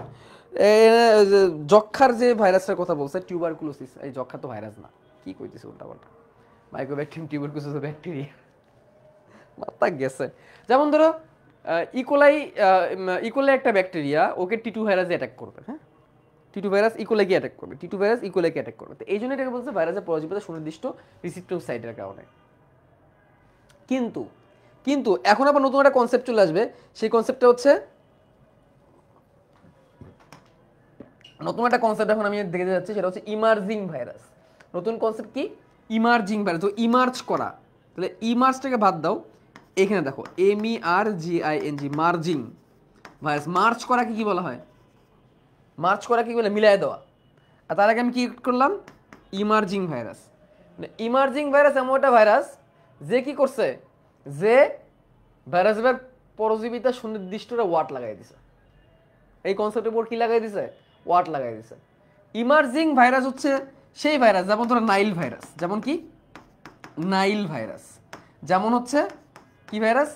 করোনা ভাইরাস, যেমন হচ্ছে এইচআইভি ভাইরাস। আরো সহজভাবে যদি বলি, ইনফ্লুয়েঞ্জা টাইপের যে ভাইরাসগুলা, ইনফ্লুয়েঞ্জা টাইপের ভাইরাস, ইনফ্লুয়েঞ্জা যেই ভাইরাসগুলোর নামের মধ্যে ফ্লু আছে, যেমন ফ্লু জ্বর, ফ্লু ফ্লু শব্দটাই মনে হয় আসে ফ্লাই থেকে, উড়ি উড়ি যায়, ঠিক আছে, উড়ি উড়ি যাবে এরা। তো এই যে ভাইরাসগুলো, এবং আরো একটা দেখি করোনা ভাইরাস যেহেতু বলছি, তাহলে করোনা ভাইরাসের সাথে সার্স অ্যাড করে রাখো। সার্স, এই সার্সের মিনিংটা পড়ালে না খুব পশ পশ ফিল হয়। আমি যখন অফলাইনে ক্লাস নিতাম না, তখন সার্সটাকে একটু ভেঙে পড়াই দিতাম, বলে তো ওয়াও সেই লেভেলের টিচার হয়ে গেছি আমি। আরে সার্স বুঝাই দিছি, মার্স বুঝাই দিছি, খুব ভালো লাগতো। হ্যাঁ, তো এই যে ভাইরাসগুলোর কি হইতেছে দেখো, এই ভাইরাসগুলোর আগে পোষক ছিল অন্য কেউ, এদের পোষক ছিল কে? আগে অন্য কেউ, কিন্তু পরে এদের পোষক চেঞ্জ হয়ে মানুষ পর্যন্ত আসে বা অন্যান্য গাছপালাতে গেছে। যেমন করোনা ভাইরাস, কইতে পারবা করোনা ভাইরাসের মেইন ইয়ে কে ছিল? করোনা ভাইরাসের প্রাথমিক পোষক কে ছিল? কইতে পারবা? বলো তো অনুমান, করোনা ভাইরাসের প্রাথমিক পোষক কে ছিল? করোনা ভাইরাসের প্রাথমিক পোষক ধারণা করে বাদুর অথবা বানর। বাদুর বানর নিয়ে এখানে একটা আসলে মানে একটা ডাউট আছে। যেমন এইচআইভির ক্ষেত্রেও কিন্তু একই অবস্থা, এইচআইভির ক্ষেত্রেও বাদুর বানর টাইপের কিছু একটা থেকে আসে। এখন এখানে একটা মজার বিষয় আছে, অনেকে প্রশ্ন করেন নোমান ভাই, মানে বানর থেকে এইচআইভি মানুষে কেমনে আসবে? হাউ? বানর থেকে মানুষে কেমনে? এখন একবার অফলাইনে ক্লাস নিতে গেছিলাম কোনো একটা কোচিং সেন্টারে, নিতে যান, আমার এই কনসেপ্টটা ক্লিয়ার ছিল না, আমারও সেটা 2017-18 সালের কথা, যে বাদুর থেকে না বানর থেকে মানুষের মধ্যে কেমনে এইচআইভি চলে আসলো। কারণ আমার কথা হচ্ছে যে এইচআইভি আসতে গেলে কয়েকটা মিডিয়া লাগে। এই মিডিয়ার মধ্যে সব থেকে প্রথম কথা হচ্ছে লিকুইড মিডিয়া থাকা লাগবে। আর লিকুইড মিডিয়া ব্লাডের মাধ্যমে হইতে পারে, স্পার্মের মাধ্যমে হইতে পারে, এই তো স্পার্ম অ্যান্ড ব্লাড, অথবা বেস্ট ফিডিং এর মাধ্যমে, মায়ের বুকের দুধের মাধ্যমে হইতে পারে। ধরো ম্যামালিয়ান্সরা মানে কি, স্তন্যপায়ীরা মায়ের স্তন পান করায়, সেখান থেকে আসতে পারে বাচ্চার ক্ষেত্রে, গর্ভধারণ করার মধ্যে আসতে পারে, ব্লাড ট্রান্সফিউশনের মাধ্যমে আসতে পারে, অথবা যৌন সম্পর্কের মাধ্যমে আসতে পারে। এর মিডিয়া থাকা লাগবে এইচআইভি আসলে। আমার মনে ডাউট ছিল অন্যদের মতো, যে বানর থেকে মানুষে কেমনে? বানরের রক্ত তো মানুষ নিতে যাবে না। এখন ওই ভাই, এক ভাইকে জিজ্ঞেস করলাম, নাম বলবো না অবশ্যই, কোচিং এর নাম বলবো না, ভাইয়ের নাম বলবো না। তো ভাই আমার লজিক দেখালো এরকম, যে কিছু নিম্ন শ্রেণীর মানুষ আছে না, যারা হচ্ছে বানরের সাথে যৌন প্রজনন করে, এইভাবে ছড়াই গেছে। আমি না মানে ব্যাপারটা হজম করতে পারলাম না। মানুষের মাথা এতই নষ্ট হয়ে গেছে, আর ওই ব্যক্তির কপাল এতই খারাপ, সেই বানরের সাথেই যৌন প্রজনন করলো যে বানরের মধ্যে এইচআইভি আছে। আমি না মানে মিলাইতে পারলাম না কনসেপ্টটারে। পরে আমি অনেক ঘাটলাম ঘাইটা যেটা উত্তর বের করলাম। দেখো এখানে একটু বোঝার চেষ্টা করো, অনেক ডিজিজ তৈরি হয়েছে এক্সপেরিমেন্টাল এররের কারণে। কিসের মাধ্যমে? এক্সপেরিমেন্টাল এররের মাধ্যমে। এক্সপেরিমেন্টাল এরর কি? একটা জিনিস খেয়াল করছো, রেসাস বানর, মনে আছে রেসাস বানর? রেসাস মান কি? রেসাস বানরের আরএস ফ্যাক্টর মানুষের আরএস ফ্যাক্টর মিলছে। এখানে একটা ব্যাপার আছে, দেখো কিছু নিম্ন আয়ের দেশ আছে, তো একসময় ছিল উগান্ডা, এখন তো উগান্ডা অনেক ডেভেলপ করছে। তো ওইখানে এমনও কিছু মানুষ ছিল যারা খাইতে পড়তে পারতো না, জাস্ট একটু খাওয়া পড়া বা নিজের পরিবারকে একটু খাওয়া পড়া দেওয়ার জন্য তারা নিজেকে কি করে দিত, স্যাক্রিফাইস করে দিত যে কোনো এক্সপেরিমেন্টের জন্য। এক্সপেরিমেন্টাল কিছু ইরর হইতো, যেখানে বানরের ব্লাড নিয়ে মানুষের ব্লাডে ইনজেক্ট করার চেষ্টা করা হইতো, মানুষ থেকে বানরে। তো তুমি একটা ফ্যাক্টর চেক করবা, তো বানরের ব্লাড মানুষের শরীরে ইনজেক্ট করে দেখার চেষ্টা কিন্তু প্রায় করা হয়েছে, এবং রিয়াকশনও হয়েছে, এবং কিছু এক্সপেরিমেন্টাল ইরোরের মাধ্যমে এই জিনিসগুলো ইজিলি কি হয়ে গেছে, ছড়াই গেছে। এটা আমার কাছে সব থেকে লজিক্যাল একটা কাউন্ট হিসাবে মনে হয়েছে। তাহলে বানরের রক্ত কে যাবে মানুষের শরীরের মধ্যে কি করতে, ট্রান্সফিউশন করতে, তাই না? যাই হোক, এই জন্য যা শুনবা তা বিশ্বাস করবা না। তো এই ভাইরাসগুলা অন্য পোষক ছিল, তার পোষক চেঞ্জ করে মার্জ হয়েছে মানুষের দেহে বা অন্যান্য দেহে, এই জন্য এগুলোকে কি ভাইরাস বলা হচ্ছে, ইমার্জিং ভাইরাস বলা হচ্ছে। ইমার্জিং ভাইরাস কনসেপ্টটা আসার ফলে কোন কনসেপ্টটা নাই হয়ে গেছে, ভাইরাসের পরজীবিতা যে সুনির্দিষ্ট তা হারাই গেছে। ওকে, এখন কয়টা সংজ্ঞা শিখতে হবে, এখন আমাদের কয়টা সংজ্ঞা আমাদের শিখতে হবে।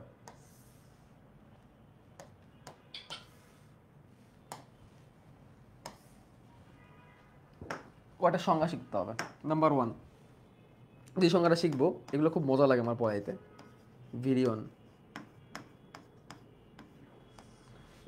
ও সার্চ তো তোমাদের বললাম না, সার্চের ফুল মিনিং ভাইরে ভাই, বললাম না অফলাইনে যখন পড়াইতাম, বুঝছো নোমান, সার্চের মিনিং বুঝাই দিতাম পোলাপানে, বুঝাই এমন একটা প্রাউড ফিল হইতো, এই সেই বিশাল কিছু বুঝাই ফেলছি, বিশাল ডিজাইন হয়ে গেছি। আল্লাহ, পরে অন্যান্য ভাইয়েরা 99% টিপিপি নিয়ে বেরোইতো, আর নিজেরা খুব আদর্শলাই মনে হইতো যে কিছুই তো পারি না। যাই হোক, সেই দিন এখন আর নাই। ভিরিয়ন, ভিরিয়ন ব্যাপারটা কি দেখো, সংক্রামক ক্ষমতা সম্পন্ন, সংক্রামক ক্ষমতা সম্পন্ন ভাইরাস কেই কি বলা হয়, ভিরিয়ন বলা হয়। আর আরেকটা সংজ্ঞা আছে নিউক্লিও ক্যাপসিড, নিউক্লিও ক্যাপসিড নামটা একটু খেয়াল করো ভাইয়া।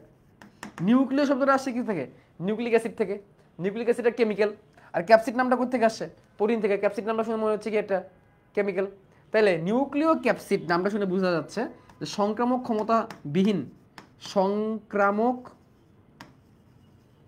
নোমান অফিসে যাবা সম্ভবত আমার নিয়ে যাবা, কিন্তু সংক্রামক ক্ষমতাহীন, সংক্রামক ক্ষমতাহীন নিষ্ক্রিয় ভাইরাস। তাহলে দেখো, লিঙ্ক করো, লিঙ্ক লিঙ্ক লিঙ্ক করে পড়তে হবে। একটা ভাইরাস কি দিয়ে তৈরি, নিউক্লিক অ্যাসিড আর নিউক্লিক অ্যাসিড আর প্রোটিন। নিউক্লিক অ্যাসিড আর প্রোটিন মিলে যদি সে কোনো পোষকদের ভিতরে ঢুকতে না পারে, তাহলে সে কি হিসেবে কাজ করবে বলো, সে কি হিসেবে কাজ করবে, নিষ্ক্রিয় হিসেবে কাজ করবে, তখন সেটা কেমিক্যাল হিসেবে কাজ করবে, তখন তার নাম কি নিউক্লিও ক্যাপসিড। আর যখনই সে অন্য কারোর মধ্যে ঢুকে যাবে, তখন সে কি হয়ে যাবে, অ্যাক্টিভ হয়ে যাবে। অ্যাক্টিভ হয়ে যাবে মানে কি, সক্রিয় হয়ে যাবে। সক্রিয় হলে তখন তার নাম কি হয়ে যাবে, কি হয়ে যাবে, ভিরিয়ন হয়ে যাবে। তখন তার নাম কি হয়ে যাবে, ভিরিয়ন হয়ে যাবে। নিউক্লিক অ্যাসিড আর ভিরিয়ন, তাহলে এই দুটার নাম আমরা জানলাম, ঠিক আছে। নিউক্লিক অ্যাসিড আর ভিরিয়ন, প্রতিটি ভিরিয়নে সর্বোচ্চ 2000 থেকে 2130টি ক্যাপসিমিয়ার থাকে, এটা না জানলেও চলবে। এবার আসবো সাবভাইরাল সত্তা। এবার যে সংজ্ঞাটা জানবো সেটার নাম হচ্ছে ভিরোয়েড। এবার যে সংজ্ঞাটা জানবো সেটা হচ্ছে কি, ভিরোয়েডস। ভিরোয়েডস সবগুলো একসাথে লিখে দিচ্ছি কিন্তু আমি, ভিরোয়েডস, এগুলো প্যাচ লাগাই স্টুডেন্টরা। ভিরোয়েডস সংক্রামক ক্ষমতা সম্পন্ন একসূত্রক বৃত্তাকার আরএনএ অণু, একসূত্রক বৃত্তাকার আরএনএ অণু। তাহলে অনেক ক্ষুদ্র, অনেক ক্ষুদ্র, অনেক ভাইরাসের থেকে ক্ষুদ্র, অনেক ক্ষুদ্র, মানে সব থেকে ক্ষুদ্র ভাইরাস তার থেকে ক্ষুদ্র, অনেক ক্ষুদ্র একসূত্রক বৃত্তাকার আরএনএ অণু যা সংক্রামক। আচ্ছা, সংক্রামক শব্দের অর্থ কি বলতে পারবা,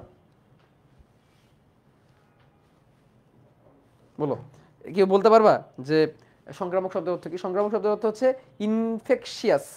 সংক্রামক শব্দের অর্থ কি, ইনফেকশিয়াস, ইনফেকশন করতে পারে। তাহলে ভিরোয়েডটা কি, ভিরোয়েডটাকে আমরা পুরোপুরি ভাইরাস বলতে পারতেছি না, এটাকে বলে সাব ভাইরাল সত্তা। সাব ভাইরাল মানে ভাইরাস পুরোপুরি হইতে পারে না। ভাইরাস হতে গেলে কি লাগে বলো, বলো, ভাইরাস হতে গেলে কি লাগে? ভাইরাস হতে গেলে ডিএনএ এবং মানে নিউক্লিক অ্যাসিড এবং প্রোটিন লাগে। এখানে দেখো তার কাছে নিউক্লিক অ্যাসিড আছে, কিন্তু তার কি নাই, প্রোটিন নাই। সে ভাইরাসের থেকে অনেক ছোট, কিন্তু সে রোগ সৃষ্টি করতে পারে। সংক্রামক মানে কি, যে রোগ সৃষ্টি করতে পারে। ওকে, তো বিজ্ঞানীগণ হেপাটাইটিস ডি এর কারণ ধরছে ভিরোয়েডস। ধারণা করা হয় হেপাটাইটিস ডি এর কারণ ভিরোয়েড এবং নারিকেল গাছের ক্যাডাং রোগ এবং কি নারিকেল গাছের কি রোগ ক্যাডাং রোগ ভিরোয়েডের কারণে হয়। তাহলে আমরা কি দিলাম সংক্রামক ক্ষমতা সম্পন্ন আরএনএ দিয়ে কাজটা করে ফেললাম, তুমি কোনো প্রোটিন দিচ্ছ না। এবার যেটা আছে সেটার নাম হচ্ছে প্রিয়ন্স। এবার যেটা দেখছি তার নাম কি প্রিয়ন্স। এবার আসবে সংক্রামক ক্ষমতা সম্পন্ন প্রোটিন ফাইব্রিল। সংক্রামক ক্ষমতা সম্পন্ন কি প্রোটিন ফাইব্রিল, যেখানে নিউক্লিক অ্যাসিড নাই, যেখানে কি নাই নিউক্লিক অ্যাসিড নাই। তাহলে নিউক্লিক অ্যাসিড বিহীন, তাহলে এখানে নিউক্লিক অ্যাসিড নাই, প্রোটিন আছে। নিউক্লিক অ্যাসিড বিহীন আবার সংক্রামক, নিউক্লিক অ্যাসিড বিহীন সংক্রামক প্রোটিন ফাইব্রিল। ফাইব্রিল মানে প্রোটিনের সুতা বা প্রোটিনের কিছু একটা। দেখো ভিরোয়েডে কি নাই প্রোটিন নাই, নিউক্লিক অ্যাসিড আছে। আর প্রিয়ন্সে কি নাই নিউক্লিক অ্যাসিড নাই, প্রোটিন আছে।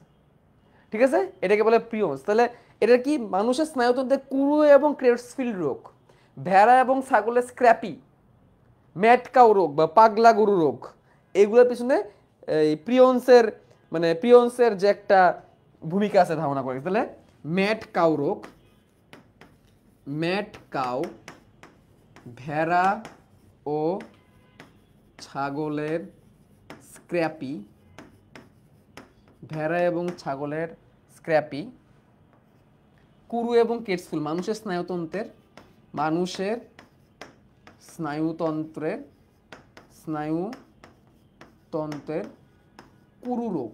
কুরু রোগ লিখে দিলাম, কেটসফিল না লিখলেও চলবে। এগুলো ধারণা করা হয় প্রিয়ন্সের কারণ হয়। তো তোমাদের বইয়ের মধ্যে আরেকটা সংজ্ঞা দেওয়া আছে স্যাটেলাইট। স্যাটেলাইটটা আসলে না পড়লেও চলে, তারপর যেহেতু আছে দিয়ে দিই। স্যাটেলাইট হলো কেবল নিউক্লিক অ্যাসিড গঠিত সত্তা যা পোষক কোষের মধ্যে অন্য একটি ভাইরাসের সহায়তায় প্রতিলেপন করতে পারে।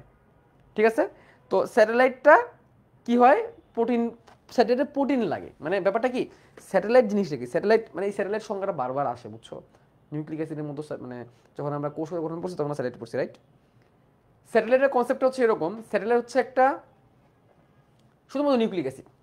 স্যাটেলাইট কি শুধুমাত্র নিউক্লিক অ্যাসিড, সে অন্য একটা ভাইরাসের হেল্প নিয়ে সংখ্যা বৃদ্ধি করবে।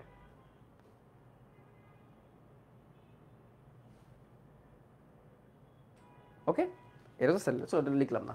আচ্ছা, এখন তোমাদের একটা জিনিস দেখি, মানুষের স্নায়ুতন্ত্রের কুরু এবং ক্রেটসফিল্ড রোগটা, এই নামটা একদমই ডিফিকাল্ট একটা নাম। কুরু এবং ক্রেটসফিল্ড রোগ নিয়ে তোমাদের একটু কথা বলি।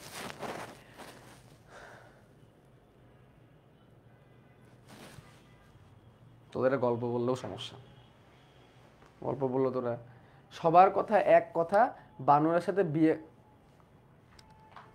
আস্তাগফিরুল্লাহ। শোনো, কুরু এবং ক্রেটসফিল্ড রোগটা পড়াই, যেহেতু আমি এখানে চলে আসি তার মানে হচ্ছে ক্লাসের শেষের দিকে চলে আসছি। ঠিক আছে, তোমাদেরকে বলছিলাম না আজকে 1.5 ঘন্টা ক্লাস নিব, আমি আমার কথা রাখছি। শোনো, কাজের কথায় আসি। কুরু এবং ক্রেটসফিল্ড রোগটা কি বুঝাই, আজকে কিন্তু অনেক অল্প পড়াইলাম, I think you won't mind, এবং ক্লাস কিন্তু এটা বাড়াইতে হবে নোমান। কিছু তো করার নেই, এক্সট্রা ক্লাস ঢুকাই দিও একটা কোনো একদিকে। ঠিক আছে, যেমন এই অনুজীবের উপর, এমনিও 3টা ক্লাস ছিল, 3টা ক্লাস ছিল না, আরেকটা ক্লাস তাহলে কই ঢুকবে রাজীব ভাই? এক্সট্রা স্লট দিয়ে দিও একটা আমারে। ঠিক আছে, এক্সট্রা স্লট লাগবে না, 3 ক্লাসে শেষ করে দিতে পারবো, 3 ক্লাসে শেষ করে দিতে পারবো, কোনো সমস্যা নাই। এরপর এক ক্লাসে 3 ঘন্টা ট্রেনিং দিব, তাহলেই হয়ে যাবে। ঠিক আছে, শোনো, পরের দিন 5 ঘন্টা না, 3 ঘন্টা। শোনো, কুরু এবং ক্রেটসফিল্ড রোগটা সম্পর্কে একটু গল্প করে আজকে শেষ করি ক্লাস। কুরু রোগটা হচ্ছে, কুরু এবং ক্রেটসফিল্ড রোগটা হচ্ছে মানুষের স্নায়ুতন্ত্রের একটা রোগ। স্নায়ুতন্ত্রের রোগটা কেমন আছে, এইখানেও না অনেক কনসেপ্ট আছে, বাট এই কনসেপ্টে অনেক গল্প আছে, মিথ আছে, বাট এই মিথটা সত্য। মিথটা কি শোনো, আগেকার সময়ে হিমালয় পর্বতের মতো কিছু পার্বত্য এলাকায় কিছু সাধক বসবাস করতো, সাধক, এবং এদের মধ্যে ম্যাক্সিমামের মস্তিষ্কে ওয়াট লেগে আছে এরকম টাইপের, হ্যাঁ, মানে মস্তিষ্ক বিকৃত কিছু সাধক ছিল। এবং তাদের মস্তিষ্ক বিকৃত হওয়ার পিছনে কারণ কি, মস্তিষ্ক বিকৃত হওয়ার পিছনে কারণ হচ্ছে এদের কুরু রোগ অ্যাটাক করছে এই কারণে। তো কুরু রোগটা একটা ভাইরাস, এই ভাইরাসে কোথায় অ্যাটাক করে, স্নায়ুতন্ত্রে অ্যাটাক করে, মস্তিষ্ক অ্যাটাক করতে পারে, স্পাইনাল কর্ডে অ্যাটাক করতে পারে। তো মস্তিষ্ক বা স্নায়ুতন্ত্রে অ্যাটাক করে এরকম একটা রোগের নাম আরেকটা তোমাদের দেয়, যেমন নিশেরিয়া গনোরিয়া, নিশেরিয়া মেনিনজাইটিসের নাম শুনছি আমরা, একটা ভাইরাস অ্যাটাক, মেনিনজাইটিস, মেনিনজেস পর্দায় অ্যাটাক করে, বলে না মাথায় ভাইরাস হইছে, অনেক সময় শুনতাম যে মাথায় ভাইরাস হইছে রে, খাইছে খাইছে খাইছে। তো মাথায় ভাইরাস এটা আসলে খুব যে বেশি ডেঞ্জারাস টাইপের রোগ এমন না। যেমন ধরো গনোরিয়া রোগ আছে না, গনোরিয়া রোগও কোথায় অ্যাটাক করতে পারে? স্নায়ুতন্ত্রে অ্যাটাক করতে পারে, কিন্তু এটা কিন্তু এসটিডি, সেক্সুয়ালি ট্রান্সমিটেড ডিজিজ। এখন আসো, তো মানে ওই পাহাড় পর্বতে কিছু সাধক বসবাস করত, তারা অনেক তন্ত্র মন্ত্র সাধনা করত, কন্তমন্ত্র সাধনা। তন্ত্রমন্ত্র সাধনা করার সময় তাদের মধ্যে যদি কোনো সঙ্গী মারা যেত, মারা গেলে তারা কি করত, ওই সঙ্গীর, মৃত সাধকের মাথা কাইটা, তার মাথার যে ঘিলু যেটা বলে মস্তক ভক্ষণ করতো, কাঁচা, তাও আবার কাঁচা। তো কাঁচা মস্তক ভক্ষণ করার কারণে, এই ওয়েবে কোনো সমস্যা হয়েছে, কাঁচা রেকর্ডে চলে গেছে। কাঁচা মস্তক ভক্ষণ করার কারণে, দেখো কোনো জিনিস যখন ঠিক মতো বার্ন করা হবে না, তখন কিন্তু সেই ভাইরাসগুলো কিন্তু মরবে না, জীবাণুগুলো কিন্তু মরবে না, এটা কাজ করবে না ওই ট্র্যাকপেট। এবং ওই থ্রুতেই কুরোগটা একজন থেকে আরেকজনের মধ্যে ছড়াই গেছে। তো এই প্র্যাকটিসটা নাকি এখনো আছে, যে মারা যাওয়ার পরে তারা মৃত ব্যক্তির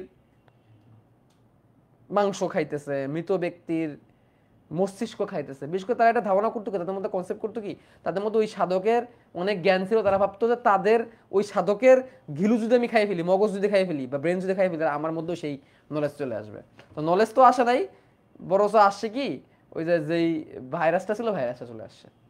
ঠিক আছে, পাইছে, কিছু একটা পাইছে, তাই না নুমান? নলেজ চাইছিল, নলেজ আর পাই নাই, ফ্রি কি পেয়ে গেছে, ওর যে ভাইরাসের পেয়ে গেছে। তো এইভাবে কুরু এবং ক্রেডসফিল রোগটা ছড়াইছে। ওকে, ঠিক আছে, আজকে আর আগাইলাম না, এখানেই শেষ করে দিই। সবাই ভালো থাকো, সুস্থ থাকো। সরি ফর দ্যাট, আজকে ক্লাসটা ছোটো নিলাম। তো আজকে শুরুতে বলছিলাম, আজকে কি আমার কথা রাখছি, আমি বলছিলাম 1.5 ঘন্টায় শেষ করে দেবো, 1.5 ঘন্টায় শেষ করে দিচ্ছি। ঠিক আছে, নেক্সট দিন ক্লাসটা একটু বড় হবে, দুটোই ক্লাসে 3 ঘন্টা করে হবে। ওকে, আল্লাহ হাফেজ।